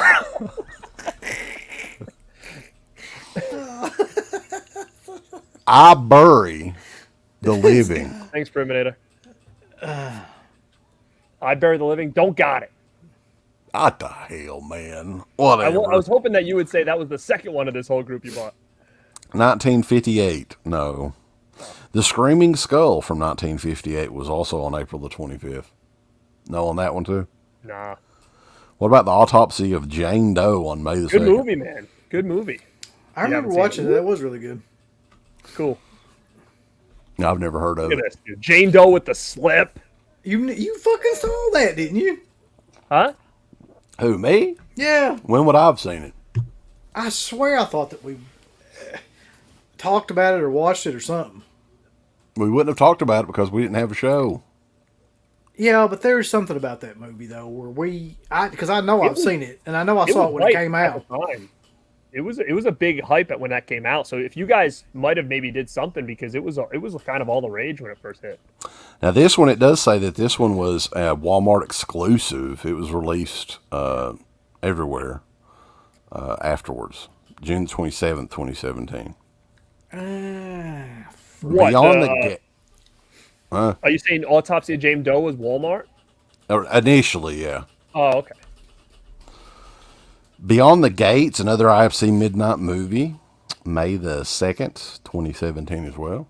I remember that one too. It's got Barbara Crampton in it. Barbara Crampton, yeah. Another one from May the 2nd, The Naked Cage. It's a canon movie from 86. Naked Cage. We're going to have a naked cage match. You're going to see my balls, brother. They're going to be hanging and banging under the cage, man. And they'll be smacking you right in the head, dude. Virus, also May the 2nd. Is Jamie Lee Curtis? Jamie Lee Curtis alone, bro. Oh, that is a fucking huge piece of shit. I remember watching that. It's so bad. This was like Walmart $5 bin or whatever, or dollar DVD bin. I think that she quit acting because of that for a long time. I remember reading an interview about that. People quit on. Let's get all those movies that people quit their careers when they make them. Okay. He's like, I don't remember that. I just remember like everybody saying it was a big piece of shit. I don't know if I've ever seen it. It's not good. Not a good sci-fi. Another big piece of shit that they brought out on May the 9th is the Gus Van Sant Psycho remake from 1998. Didn't buy it. I have the DVD, and that's probably as much as I'm going to get on that. What a complete waste of time that movie is. That's one, too, that Scream Factory always has, when they have their sale, they always have that on sale for like $8 and something, and I still don't get it. You know, that's one of the most pointless fucking movies of all time, if you ask me, because it's a shot-for-shot remake of the original movie. The original movie's a damn near perfect fucking movie. Right? So there's no room for improvement there. It's just a... Well, I don't maybe they were like, well, we can make it in color or whatever, but like, it's just weird because it legit was like shot for shot, right? Like it. Yeah. I haven't seen it in a very long time, but I watched it probably about 6 months ago, and I just remember like how pointless it is because it's Vince Vaughn, and I mean Vince Vaughn is okay as an actor, but mostly in comedies and things like. It doesn't work, and it's literally shot for shot, like everything, and it's like one of those things where the only person that could play that role was Anthony Perkins. So you put another guy in there and just do the exact same thing. And all it shows you is like how bad anybody else would be. Well, thank God we didn't have the Psycho remake. Chris, I almost lost you guys on Patreon, huh? I almost lost you. That would have been on me. Yeah, I mean, that's a movie that I never really ever want to watch again. Like, I don't understand what the point is to it. And this was right after, what was the big movie that Gus Van Sant, it was an award-winning movie right before this. And this was his follow-up to that. I can't recall. I don't follow Gus Van Sant's career, really. But it was a big movie, whatever it was. Like, it was huge for him, and he chose to fucking do this. Was it like one of the big blockbuster ones, or was it? I think so, yeah. It was something he made, like, I don't know if it was a big blockbuster or if it was a big award winner. Somebody in the chat can let us know. But I'm thinking it was a pretty huge movie. Somebody did really well, and he chose to do the Good Will Hunting. That was it. Yeah. Yeah. Serial Mom from 94. I've seen this movie numerous times. It was released on May the 9th. Yeah, pretty cool Collector's movie. Edition. Pretty cool. Yeah, John Waters. Yeah. One of the more mainstream John Waters movies, I would say. I wish I had that because I actually like John Waters. And I like that movie quite a bit, too. Wasn't Ricky Lake in this one, too? Ricky Lake was in that. Ricky Lake was Matthew in Willard was in it. Yep. Ricky Lake was also in Cry Baby. Yeah. Remember that one? Yeah. Kathleen Turner's like, I don't know what happened to her, and I don't want to be mean or anything, but like when in the 80s and stuff, very attractive woman. Like I always thought back in the day. But like I'm just going to hush. Yeah, you probably should. May the 16th, there were 2 Killer Rat movies. Willard and Ben, which these were not collector's editions, oddly enough, and they could have just released them both together in a double feature. I don't know why they didn't do that. This was the first time I owned this movie. I think these were pretty sought after. Like they never hit DVD. Am I correct? For some reason, I feel like this was always on my want list when I was a DVD collector, and I don't think they ever had it. So it was cool to get this. You had the Michael Jackson song "Ben." Remember that? Very odd, yes. Yeah. That was just an odd combination there. Like I'm going to make the theme song for this rap movie that no one's going to see. But yeah, Willard was one of those that I don't know what the deal was, but this was the first ever home release since the VHS days. And that one had a remake as well. That it had every opportunity in the world to come out with a DVD, but it for some reason now they did. Remade Willard, right, with fucking Crispin Glover. Right. Such a bizarre choice for that too. Like what the hell? I liked that movie though. I didn't mind the movie. I thought it was okay. May the 23rd, baby, The Vagrant. Now, that was one of those ones that was on that 4-pack that I already owned on DVD, so I never went back and grabbed it. I think it was like a 1,500 copy limit. Oh, that's the Bill Paxton one, yeah. Yeah. June the 6th, The Axe Murders of Valishka. Nah. It's another IFC Midnight. Another IFC Midnight. Don't knock twice. Just knock once. I don't want to hear the second knock. Okay. Uncle Bill. They really shit the bed this portion, didn't they? God. Don't knock twice. Listen. How many times you knocking, bitch? Look, that was 2 knocks. Damn it. I don't remember much about this one, to be honest. I don't remember. It could have been okay, but I don't remember. I know I watched it, but don't recall. Chris V is asking the bigger fall. Let me find it here. Kathleen Turner or Kirstie Alley? I haven't seen Kirstie Alley in a long time. Kathleen Turner at this point is probably 70 years old, so you can't really, Kirstie Alley was a bit of all right back in the day, though, too. Alienator, Garrett, from 1990, from the Prism Entertainment Corporation. Don't got it. I don't remember this one at all. Universal Pictures, they got a hold of Island of Terror from 1966. They released that one on June the 20th. Don't got it. Bullshit. That's some bullshit. Another odd choice for a collector's edition, I think, just because this movie's not very good. I mean, in my opinion. The Lawnmower Man. I knew that's what he was going to say, too. There you go. I actually kind of like that movie for some bizarre reason.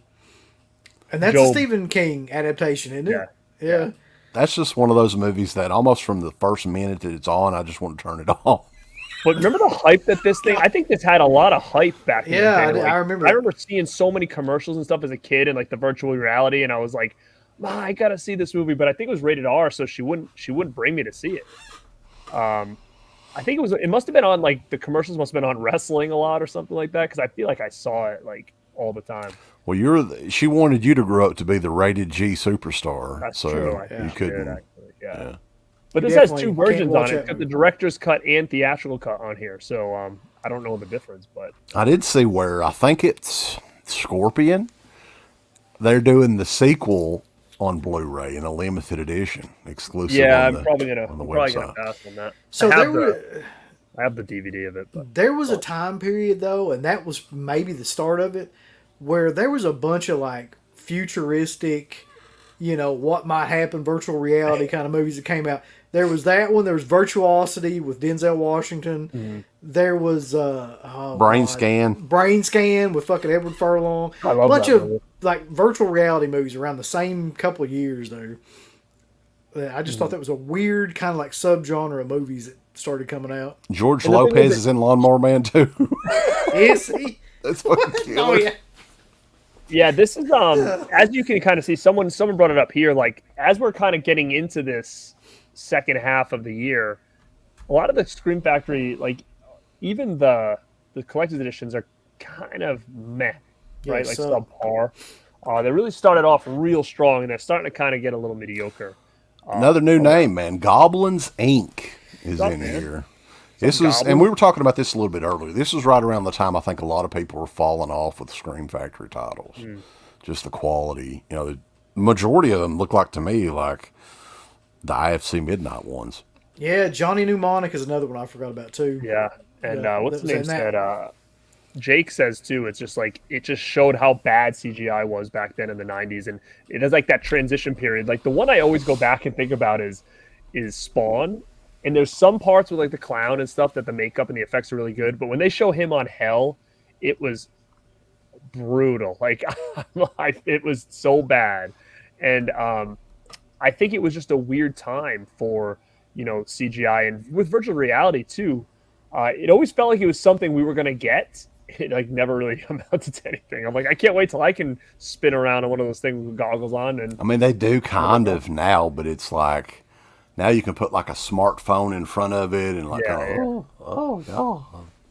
never used one of those, so I don't know how like real or whatever that feels. I never will either. Probably that's just. I've seen people running. Well, I mean, dude, if eventually the world's gonna be meta, right? So we're gonna have to all wear those. No. Oh fuck it, God! Stupid metaverse shit. For everybody, like, where you going? I'm going to work. Like, more reasons to keep people from sitting down all day. Like. Yeah. Hold on, I'm going to work. Put my glasses on. Next one up, though. Get through this because this is a big box set here, and I don't know if Garrett has this. I know that I've seen a couple of his movies, but I'm not a huge fan. The Paul Naschy Collection is a 5-movie edition of all his movies that came out June the 20th. Horror Rises from the Tomb, Vengeance of the Zombies, Blue Eyes of the Broken Doll, Human Beasts, and Night of the Werewolf. I don't have it. I've never had any interest in that guy's stuff whatsoever. I don't know why, but it's just one of those things. It's like Hammer. Like, I'm kind of the same way about Hammer. Like, I just don't. I think I bought we did review a couple of his movies, and they never even opened it. So I was like, I'm never going to watch these, so I didn't buy it. Night of the Werewolf is one that I know that we reviewed. I remember the name of it, but that one was on. It's a pretty big box set there on June the 20th. Continuing on, June the 27th, another American International Pictures release from 1959, The Angry Red Planet. Don't have it. I mean, why would you really? Another American International Pictures on the same day, and this is interesting too because they released this as an extra movie on one of their earlier editions. I think which one was it, Garrett? What's funny is you're talking about the Evictors, right? Right. I don't own that because it was on one of the earlier Screams, and I could not remember which one it was. I looked at Town That Dreaded Sundown, maybe? Oh, yeah, that's what it was. You're right. Yep.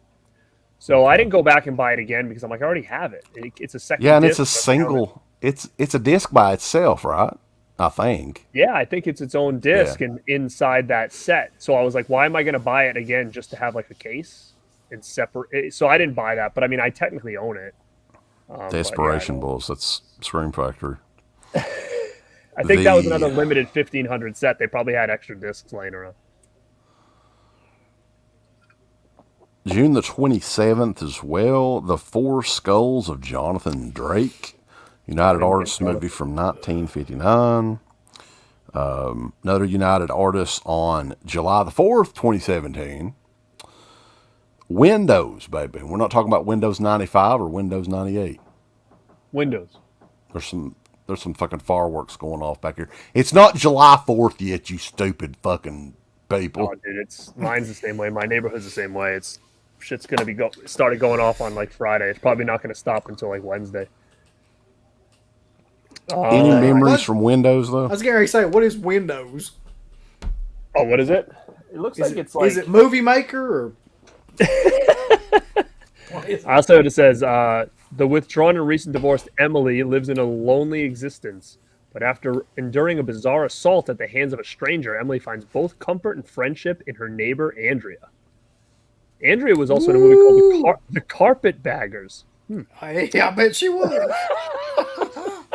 Yeah. As Emily contends with the fact that her attacker still stalks the streets, she slowly discovers that there is more to her new acquaintance, Andrea, beyond her helpful facade. Something that becomes a window to the dark soul of a depraved obsession. Oh. So, yeah. I don't remember anything about this. So I may have never even watched it. Probably not very good, but who knows? Did you like The Carpetbaggers, though? The Carpetbaggers. That's a classic. That's a good one. I like that one. No, I'm not going to say what I want I think Vinegar Syndrome next month it's going to be like, okay, Carpetbaggers. July the 11th, The Man from Planet X, another United Artists film from 1951. No, I don't got it. I got everything I ever wanted, and I didn't want the man from Planet X. X Factor.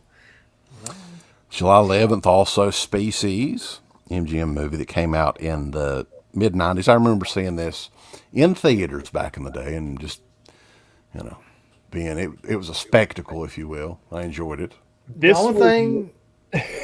only thing I remember about that movie, there's only one thing, and you all know what it is. Anybody's ever seen that movie. So what's funny about this one is I can remember when it came out how this was a big hyped movie too at the time. What year did this come out, Wes? 95. So I mean that was prime. That we were like I was in middle school at the time, and so you had like pre-teens basically. Me and my friend Mark, we convinced his dad to take us to the drive-in. Now I don't remember what we saw, but Species was there. So what we did was we just like flipped around to the back and just watched it from like a distance on like the other drive-in screen. So that's where I saw Species. We told him we wanted to see something else, but then we just turned our chairs around and watched Species and thought it was like the coolest thing ever. There's something it's an about okay it. movie, but I feel like the effects don't hold up at all. And that's why I'm very like, why would they choose to put this out on 4K? I feel like it's going to look so bad. I think that they're putting out what they... I don't know why they're putting it out in 4K, but the special effects are going to look terrible, but everything else will probably look well. The only thing that makes sense to me is the movies that they still have under like contracts and the ones that they've already got a 4K remaster of, I think is what they're doing. I don't think that they're purposely going, hey... Because that makes no sense. Why would you do that with Species? That makes zero sense at all. To go and spend the money to do a 4K restoration on it. It's already got a 4K restoration on it. Let me see what it says on it. It's 4K scan, yeah. You know what does hold up today, though? What? From that movie? Them titties. Did you pre-order that for 4K? You want to see the 4K? Yeah. He wants to see the pores on those nipples. That, if I'm not mistaken, that was Steve Johnson that did the effects for that movie, right? Like he designed. Probably, yeah, that sounds right. I think he did. Of course he did, right? It only makes sense. And he did. Steve Johnson's done a lot of good stuff. I mean, yeah, Night of the Demons. He did Ghostbusters. He did. It doesn't say anything about him on the back, but maybe he did. I swear I thought he did, but maybe he didn't. But that was Geiger too. Who's Giger, to say? however Let's you ask Tom pronounce Atkins. it. That was the same guy. I'm pretty sure. Yeah, Geiger did him. Yep. Yeah. Okay. Continuing on though. Put me on the back of that. July the 18th. It's the Bat People, boss. People in the 50s were really scared of stupid shit like the Bat People. And Giant Crawl. No, this is actually the 70s. This was 74. Attack of the Bad People. Tonight they're only flying up your butt. All right. Next one up is the first of many of their limited edition steelbooks that they did. And Garrett's got a lot of these, I think, still. Trying to sell them, right? No, but I the first sold one... all except 2. Oh, really? Okay. Yeah. First one was Escape from New York on August the 1st. And these were pretty much like, I think the artwork is done by the same artist. Is that right? There you go. Uncle Bill's got it. And they started to come with those like posters. Remember the ones that kept getting ripped in the mail? Yeah. Lithographs. Lithographs. They're not posters. These are soft lithographs. Yeah, I never liked the lithographs. The next one was The Fog from August 1st as well. I picked the wrong one. Look me. It's a 10,000 unit piece. It's awesome. Good artwork. Yeah, those are nice. I really liked the, I don't know if we're getting to that this year or not, but they did some Halloween ones as well. The Halloween 3 one's really cool. August 1st also, IFC Midnight Joint, The House on Willow Street. Oh, my God. What the? That's a hell of a fucking reference right there. Wow. Mad Monaghan. What was the... I don't know if I've ever watched this, to be honest. The new Willow TV show's coming soon, right? That's one that I'll probably will check out just because I'm curious. You know why I think I bought this? Because I think the chick from... What movie was that? You're Next. Yeah. Shari was in this, and I loved You're Next a lot. I did too. I think I grabbed this because this was like her next movie or something. So I don't remember much about it, though. August 1st also, there's a bunch of stuff released on August 1st, man. Slither Collector's Edition of that one, March the 31st, 2006. Good movie. That was a good one. It kind of got completely shit on at the time, I remember. Didn't do much of anything in the theater. We saw it in the theater, though, I'm pretty sure. Yeah, it was James Gunn. It was like his first big movie, I think. And then after Guardians came out, I think it had a little resurgence with the fans. Actually, wrote to James Gunn. I think we both did, didn't we, around the time? He hadn't done any of that yet. He has just been in like trauma stuff. And like we got. I'm trying to remember what year did the Scooby-Doo movie come out? Was that before? Because he did those. The Scooby-Doo. That was that's true. Early, man. That was probably early 2000s. Yeah, before Slithers. Okay. Yeah. So I think that may have been the first mainstream that he did, but this was the first chance he got to do like a horror movie, and it was his last chance. I think. I don't think he's done anything else in the genre. They Live also came out. The steelbook of that one on August the 1st. Oh, I got that. Anybody got it? Oh. They live, but you die. You die, you son of a bitch. That should have been the tagline. The bottom, but you die. Was Jake might have been right if you guys remember correctly. He says that they kind of marketed Slither almost like it was supposed to be like a torture movie, like a Hostel or something like that. I think so, yeah. That was and it totally wasn't. Man, I think that's why it got shit on, yeah. Could have been, easily. Double feature, the Avco Embassy, American International Pictures, from the 1974, both of these movies, Night of the Sorcerers and The Laura Lee's Grasp on August the 8th, 2017. Don't got it. Them stupid. The next two, one of these is very fucking stupid, and we're going to talk about it because I know Garrett's a big fan of these movies. Don't even do it. The collector's editions of Teen Wolf and Teen Wolf 2 came out August the 8th. Look, motherfucker, I don't want you talking about Teen Wolf. I'm just going to make fun of Teen Wolf 2. Hey, that's fine. You leave Teen Wolf 2 alone. That's fine, because that movie's shit. Teen Wolf 2 is like, the entire movie's a montage, and it's barely over an hour long. Oh, look, I'm a boxer. Jason Bateman is a superstar. I'm a wolf. You talk bad about one of his movies. 15 minutes of the movie's the credits, right? That's the best part. So great. It's got a great soundtrack, man, though. Give me an angel. Yeah, it's got that. Right Who do you want to be today? Who do you want to be? Someone on TV. Oh my God, I forgot about that. Baby, there's another one that came out August 17th, 2017, Daddy. From 1986, Empire Pictures released Vicious Lips. You know, I thought I had that. I couldn't find it. What? It was vicious, baby. Vicious Lips. That sounds exactly like a WCW tag team back in the day. Vicious Lips coming out on you. From North Hollywood, California. Johnny B. Bad and like Sid Vicious. Sid Vicious and Johnny B. Bad. Vicious Vicious Lips. Johnny B. Bad's in the ring with like Big Sid. He's a bad man. He's a bad man. Did you see that they're doing photo ops with Mark Marrow and Kimberly Page, you know, when they were together? Oh yeah. At some convention or something like that. I'm You like, know what, though? that's that would fucking be obscure. something I would love to get because I'm just such a mark for like that early 90s WCW that it was just so off the wall. Hey, Joe Bob agrees with me. It's not. listen, Yeah, Teen Wolf it's 2 is no not very Teen good. Wolf.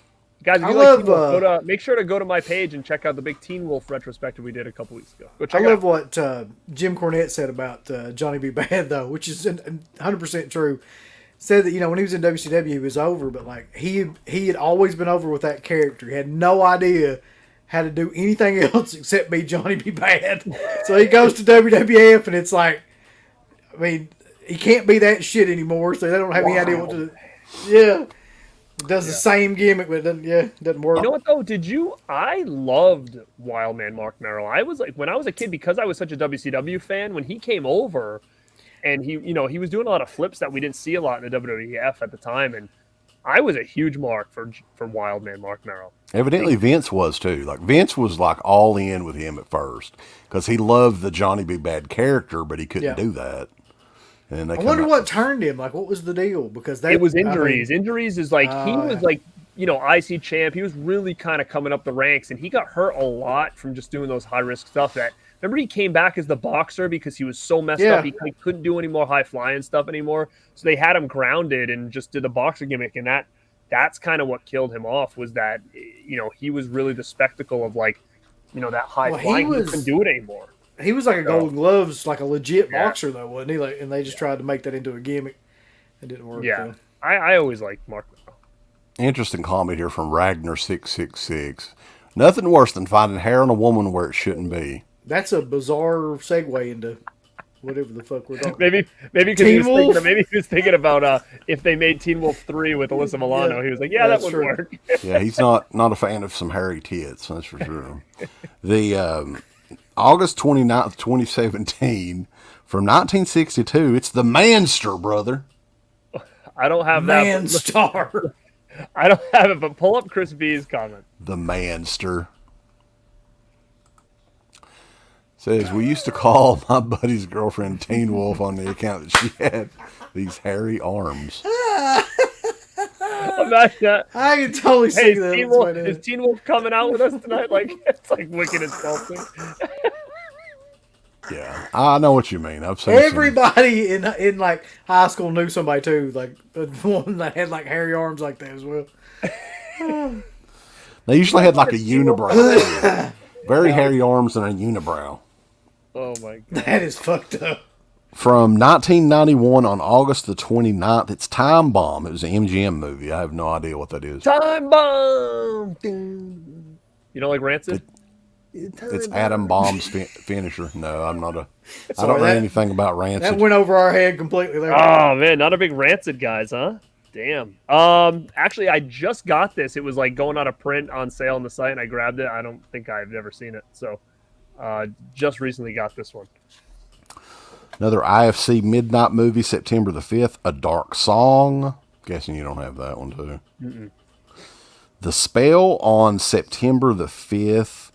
And that one's from 1977, World Vision Enterprises. It was actually a pretty good one. I've got that one, too, somewhere, but I couldn't find it. The Spell. Because Hamilton Books had that on sale for like, is it $8 or $9 not too long ago. Oh, really? Hamilton Books are good. I mean, they have some deals on there for sure. A lot of the newer stuff, too, you can get it at pretty much, you know, cheaper than Amazon most of the time. Dude, this chat has just turned into talking about women's hairy bodies. Hair women's.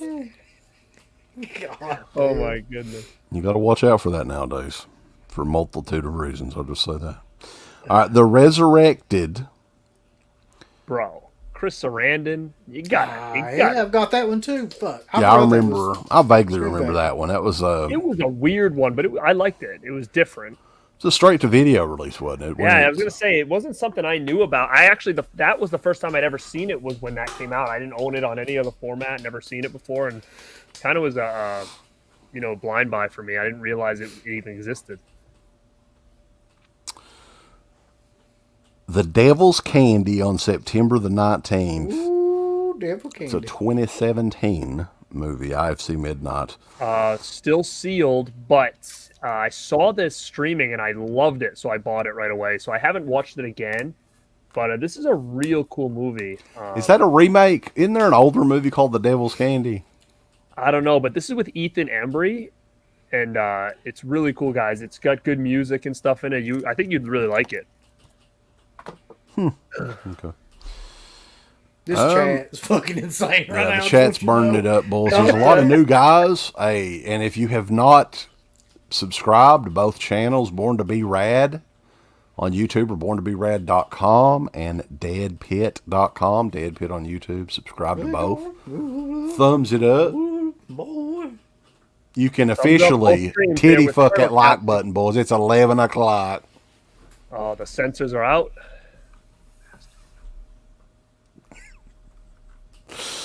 You need to finger pop that like button. Come on. Fondle it. Just a little bit. Fondle it for us. Because honestly, like, somehow that does help our channels out, Garrett. I don't know how. I don't know how it works. Oh, doing the thumbs up. Thumbs up. Uncle Bill. Up your butt. There you go. Stupid shit. Touch our little bell and subscribe. Ooh. Thumbs up time. Like I give a fuck. Fuck all of you. The Quiet Place in the Country from 1970 on September the 19th. I pray to God he's got that. Whip that out, please. I don't got it. Don't got Quiet Place in the Country. Tully Blanchard, let me tell you something, baby. We're going to hash this out. I picked out a quiet place in the country, Daddy, when nobody will come around. I love it. I love it. I've only got 3 left over here, so I don't know how many we got going. There's not many left for this time frame, I don't think. No, there's only a few more. We're almost almost done. Corey's in here. He goes, Scream Factory was killing it with all these movies from 1950. Yeah. Yeah, there's quite a few from the 50s and the early 70s. And a lot of new movies, too, from 2016, 2017. Jack Frost says, show us Ebola syndrome. Guys, you're going to have to stay tuned. We've got our Vinegar Syndrome Hall of Mania coming very soon. Maybe sometime this week, actually. Yeah. I don't know. Stay tuned for that. All right. After Midnight on September the 26th. This was 1989. Eric Clapton right there. MGM. After midnight, we're gonna let it all hang out. Let it all hang out. I had this on MGM and I upgraded, so this might be something. I don't know if it's out of print, but you might see this again from Kino because I think they just got it. Cool. What? I want him to whip out the movies, motherfucker. Whip them out violently. God. Just a bunch of right, so we've got 3 more on here. And I've got 2 more here. Let's see what we got. On another Shout Factory original from 2017, released on October the 3rd, Jackals. My Truth Commission. That's a fucking obscure one, dude. God. Jackals. Do you see this man, Kurgan? He's going to take you all out. Yeah, he's hard to miss. He's like 7'5". I don't remember if this was good or not. Forgot. The Survivalist, also on October the 3rd. Wait, who gives a shit? Okay, so wait, the Truth Commission was Kurgan, and wasn't it like Recon or something like that? Yeah, like Sniper. Bull Buchanan. Yeah. Sniper, Recon, Bull Buchanan. and then Kurgan was called Interrogator. Remember? Right. That's right. Well, remember they had, before the Jackal, they had some other fucking guy that he didn't last too long. He was like an older he was like guy. the corporal or something like that, wasn't he? Yeah, what was his name? I don't remember, but Let me tell you what he looked like, yeah. We need to do a 1997 episode of something, because that was one of my favorite WWF years for some reason. Was that like gang warfare year where they had like Bariquas and all that stuff? Las Bariquas. Right. They had like all kinds of random shit going on. The Patriot was there. They gave the fucking Patriot had a main event push there for that little time frame he was in WWF. You know what? As a kid, though, like I'll say this, I used to watch a show, Global Wrestling, with Patriot was like their big star. You guys remember that? Yeah, on ESPN. When you used to get like Pro Wrestling Illustrated, and like Patriot would always be like in the top 10 on like his group. So when he came in, like I kind of was like thought it was a big deal, because I'm like, oh dude, he's like the best guy from like this other group or whatever. So I actually was like excited to see him as like a major player. Like I remember like getting his figure and stuff. I was like all over it. And then he had like a weird injury and stuff too. So like he didn't last too long at all. I'm pretty sure wasn't he on pills real bad and stuff too? Like I think so. Yeah, he had a lot of injuries. Yeah, he did. Didn't they try to gimmick him like as just Del Welks though? Like did he still have the mask? He still had the mask. Yeah, it's still the Del Welks. Like he wasn't the Patriot anymore, right? That fucking accent. No, they called him the Patriots, but he was also Del Wilkes as well. So he had the mask on. It was still going like in Japan, isn't he? Like I thought he passed away. Oh, did he? Yeah, he died. Right. I think he died. He was going pretty long then. Maybe you're right. I'm not 100%, but I'm thinking that he did pass away. You got to get his figures. Not too long ago. But yeah, that was an interesting time frame, 1997 era. Yeah, he passed away actually almost exactly a year ago, June the 30th, 2021. Wow. Crazy. Joe Bob is really wanting us to do a live stream with no shirts, Uncle Bill. I'm willing to do that, but we have to be paid. Yeah. So we have a baller and shot caller tier open. I'm willing to do it. I have no fucking shame at all to show my hairy titties. I don't know if Garrett wants to be on there when all this is going on, but we'll see. The Poughkeepsie Tapes I think that's the last one we're going to talk about on this season, this year. October the 10th, 2017. This was a movie that a lot of people thought would never be officially released, and is a pretty big get for Scream Factory. I'll give them credit there. I think that the backstory behind that movie was a lot better than the movie. Like all the hype and everything about it. Oh yeah, it was. Remember, it was like real and all this stuff, and you could not find this thing. I think I had a bootleg of it before this came out, but this was like the legit real deal. This was a huge, like you said, a huge get for them, and it was a good way for them to end off the year with this one. There was no collector's edition, but it was definitely a one that people were excited for.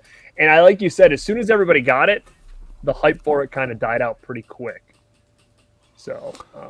But yeah, and this was a movie from it'd been almost 10 years after it was made. It came out. It was finished in 2008, and didn't get any sort of release until almost the end of 2017. And it's not a bad movie. We reviewed it back in the day. I think we got a bootleg copy. I think bootlegs were out of it pretty readily available. Yeah. So we did review it on one of the shows back in the day. I don't remember it being too bad. It's actually not that bad of a movie.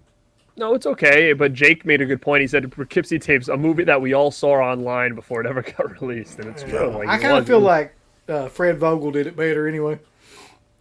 Of what that movie was supposed to be about. Yeah. Yeah, but that is the complete history of year 5, Bulls.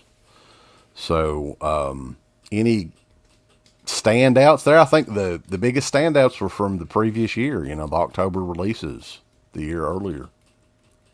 Yeah, I think that the first probably 6 releases were probably the big ones on this whole year. It's really weird when you read that, because it was like, probably the first 10 on there were great, and then it just went to shit for like the better part of, months and months of just nothing but crap.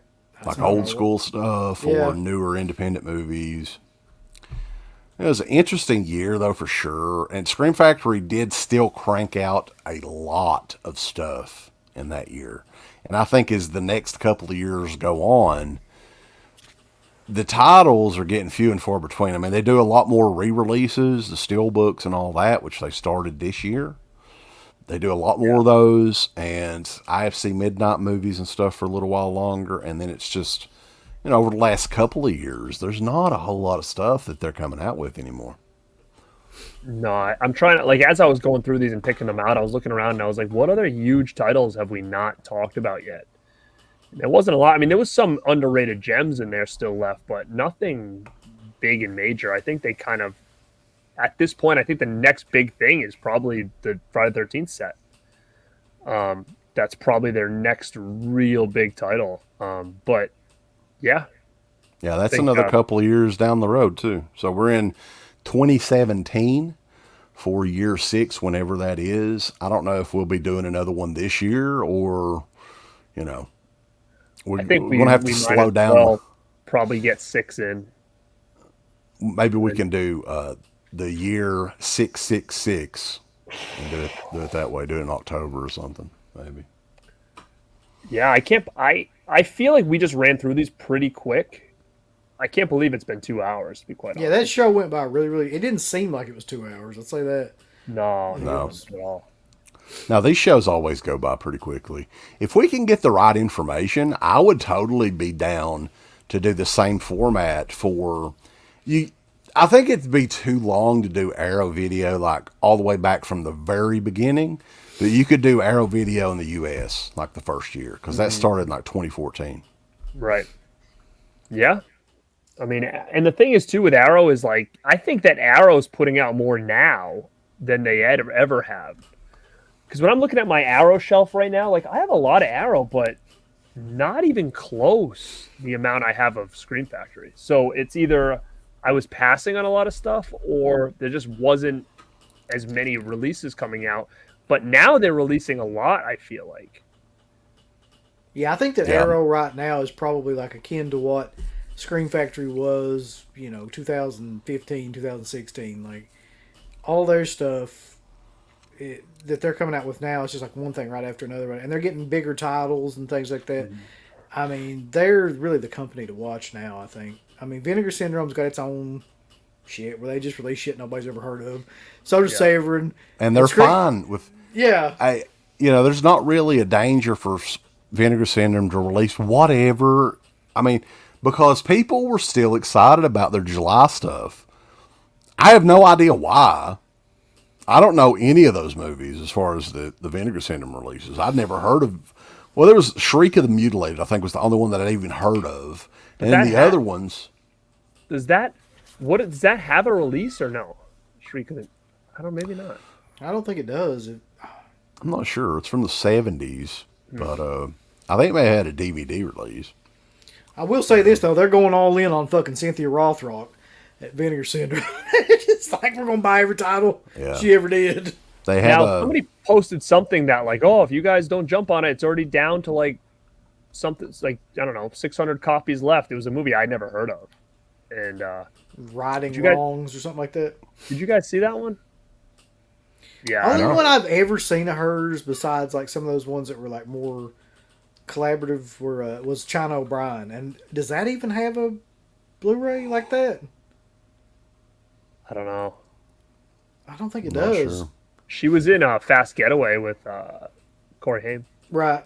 We got to get that. We got to get those out. I wouldn't mind getting those. I actually kind of like those movies. Yeah, I'm down. Let's do it. We need... I would love to see the Prayer of the Roller Boys in 4K. Dude, how sick would it... Imagine doing a Corey Haim box set with all those random 90s God, that'd be movies awesome. He did, I mean, because there's probably only possibly get just one of the girls. Ooh. That'd be... I don't know if that would come out now, but... People would be so offended. What about Demolition High and Demolition University? They could do a Dream Machine is another one they could throw in there. That was another one he did with a car. I think it would be pretty cool. Does just one of the guys have a Blu-ray? Yeah. Who put that out? Anybody? I think it was it might have been Sony or something, wasn't it? Yeah, I Wasn't think one it of the was big like studios. mainstream, yeah. Well, I need to Get get it. that then. Don't Tell Her It's Me is another one that's coming out pretty soon. I'm looking. I forward gotta to get that too. Yeah. That's I was killer. gonna buy that on the Kino sale, but it wasn't on sale, so I said I'll just. Yeah, I don't think it comes out until like August or something, right? But guys, we appreciate everybody tuning in. Killer chat tonight as always. You know, the chat is like the unsung hero of these shows usually. No doubt. Always funny stuff. Somebody wants us to lick the like button now, or wants you all to. And you know what? I'm surprised. Lick it like a lollipop. There's a lot of new people in the chat tonight, so thank you guys again for popping in. There's a lot of new names that I'm not used to seeing in here, so definitely cool for sure that you guys are being interactive. We like that. I guess we can talk about one of our requests for a show, and that'll probably be coming up here in a few weeks. That's the only thing. Like, I know Uncle Bill's got Tuesday night Jaws this week too. You can mention that. Yeah, I mean, because tomorrow is 4th of July, so I'm sure most people will be doing shit then. So we're going to do Monday Night Jaws on Tuesday night, and this will be Bruno Mattei's Cruel Jaws. I'll be doing that with special co-host Carter Dedention, so hopefully that will go over as well as Monday Night Jaws has been going over. Yeah, and what about you, Garrett? You got some stuff planned too. Yeah, so I'm going to be going head-to-head against Uncle Bill. No, not on my channel, though. Son of a bitch. I don't know if Ken's still in here, and I don't know if he made the announcement yet, but you might have heard it here first. So I'll be on Mid-Level Media's channel as one of his special guests for his roundtable on Tuesday night. That's going to be going on. Wednesday, you can find me on Sledgehammer Horror's channel with Christian and Ken. So I'll be with Ken 2 nights in a row. Wow. And do we have anything this week? I know we're going to be trying to get Vinegar Syndrome Hallomania in soon. Yeah, that'll probably be the next thing that we do, but I don't have the date on that yet. Maybe Thursday, Friday, Saturday, something like that. And then I just announced yesterday that I'll be doing the Rad Pack episode 2. Will be going on the Friday the 15th, 10 p.m. Eastern Standard Time. We're going to be talking about all things summer camp movies. So you guys can pop over for that. And I think that's all I have in the works right now as far as streams. But then you can just find random like unboxings and stuff of everything I get in. So on my channel over at Born to Be Rad. Whoa, borntobirad.com too, boys. Goes directly there. Thanks, man. Thank you.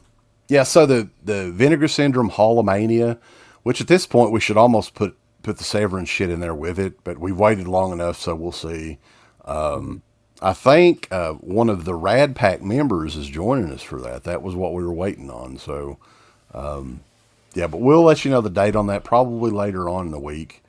One of the big shows that I think is going to be really interesting because these movies we have not really talked about a whole lot is we were requested from Carter Dedention, who is actually, I think he's supposed to join you, Uncle Bill, on the Tuesday Night Jaws show. Yeah, he's going to be fighting the Tuesday Night Wars with me. Fucking Garrett. But he had requested a M. Night Shyamalan career retrospective show. That's going to be awesome. I like that. Including, even the new stuff. We're going to try to get caught up with the M. Night goodness. And, What's bizarre, I think I've seen like mostly all of his movies, even the newer ones. Like I've watched all of them for some reason. So. Yeah, I think I haven't seen like maybe 2. I don't know if I don't know if we're counting Airbender as anything, but that's one I haven't seen. I have not seen Old, and I do not have a code for it. So if anybody has the digital copy code for Old, email it our way, deadpit@gmail.com, so we can check it out. I'll get it for you. I'm gonna just buy it, and then I'll give you the code. You ain't gonna like it. That'll work. Attention new people. What? Don't forget, you get a free signed Uncle Bill poster when you sign up for Dead Pit Patreon. That's right. Is it him? Like it's just a poster of him chucking the bird. It's like a big one, like that comes out of like a magazine or whatever. It's like that. It's like that one where you like this. Oh yeah. It's that one. It's like a full length door poster. That'd be killer. Fuck. But this show's been fun, guys. We appreciate everybody in the chat, everybody for thumbing the video up, lick it, fondle it, titty fuck it, do whatever you want to do. And guys, I appreciate everybody, and we will catch you guys next go around on borntoberad.com and DEADPIT.com. Give us the thumbs up. Up your butt. Like, subscribe. And if you subscribe, here's something else you can do. Once you subscribe, you can click the bell notification, right? And it'll notify you anytime that Dead Pit puts up new shit. Or don't. I really don't give a if you do or I don't. want you to. I want you to. I don't care. Let's keep our community growing here on YouTube. I don't like it. I don't want you to touch nothing. Listen, they need to do that, pal. No, don't you dare touch it. Thumbs up. Subscribe. And click that bell. For this video officially, it's Old Curly Jaws has a message for you. Go on over to shop.deadpit.com and go look at their Teen Public store right now. You got some new shirts like the Old Curly Jaws official t-shirt, which is brutal and badass. You got the Yummy Gummy shirt with the captain himself on the shirt. You got Uncle Bill's face on a fucking shirt. You got the Final Girl shirt. You got all these shirts over at shop.deadpit.com. Get them before they're all out, especially the new one, Bedtime 1039. It doesn't get better than that, so go on out. Check out these shirts at shop.deadpit.com. Go look at their Teen Public store. You're going to have a good old time. Get them all! Thank you to all of our supporters on Patreon. Dead Pit on Patreon.com is the only place to check out a complete archive of the old Dead Pit radio shows all the way back from 2005 on, in addition to the midweek shows and fan commentaries, exclusive podcasts, and much more. Dead Pit on Patreon.com if you're interested. Tiers start at only $1.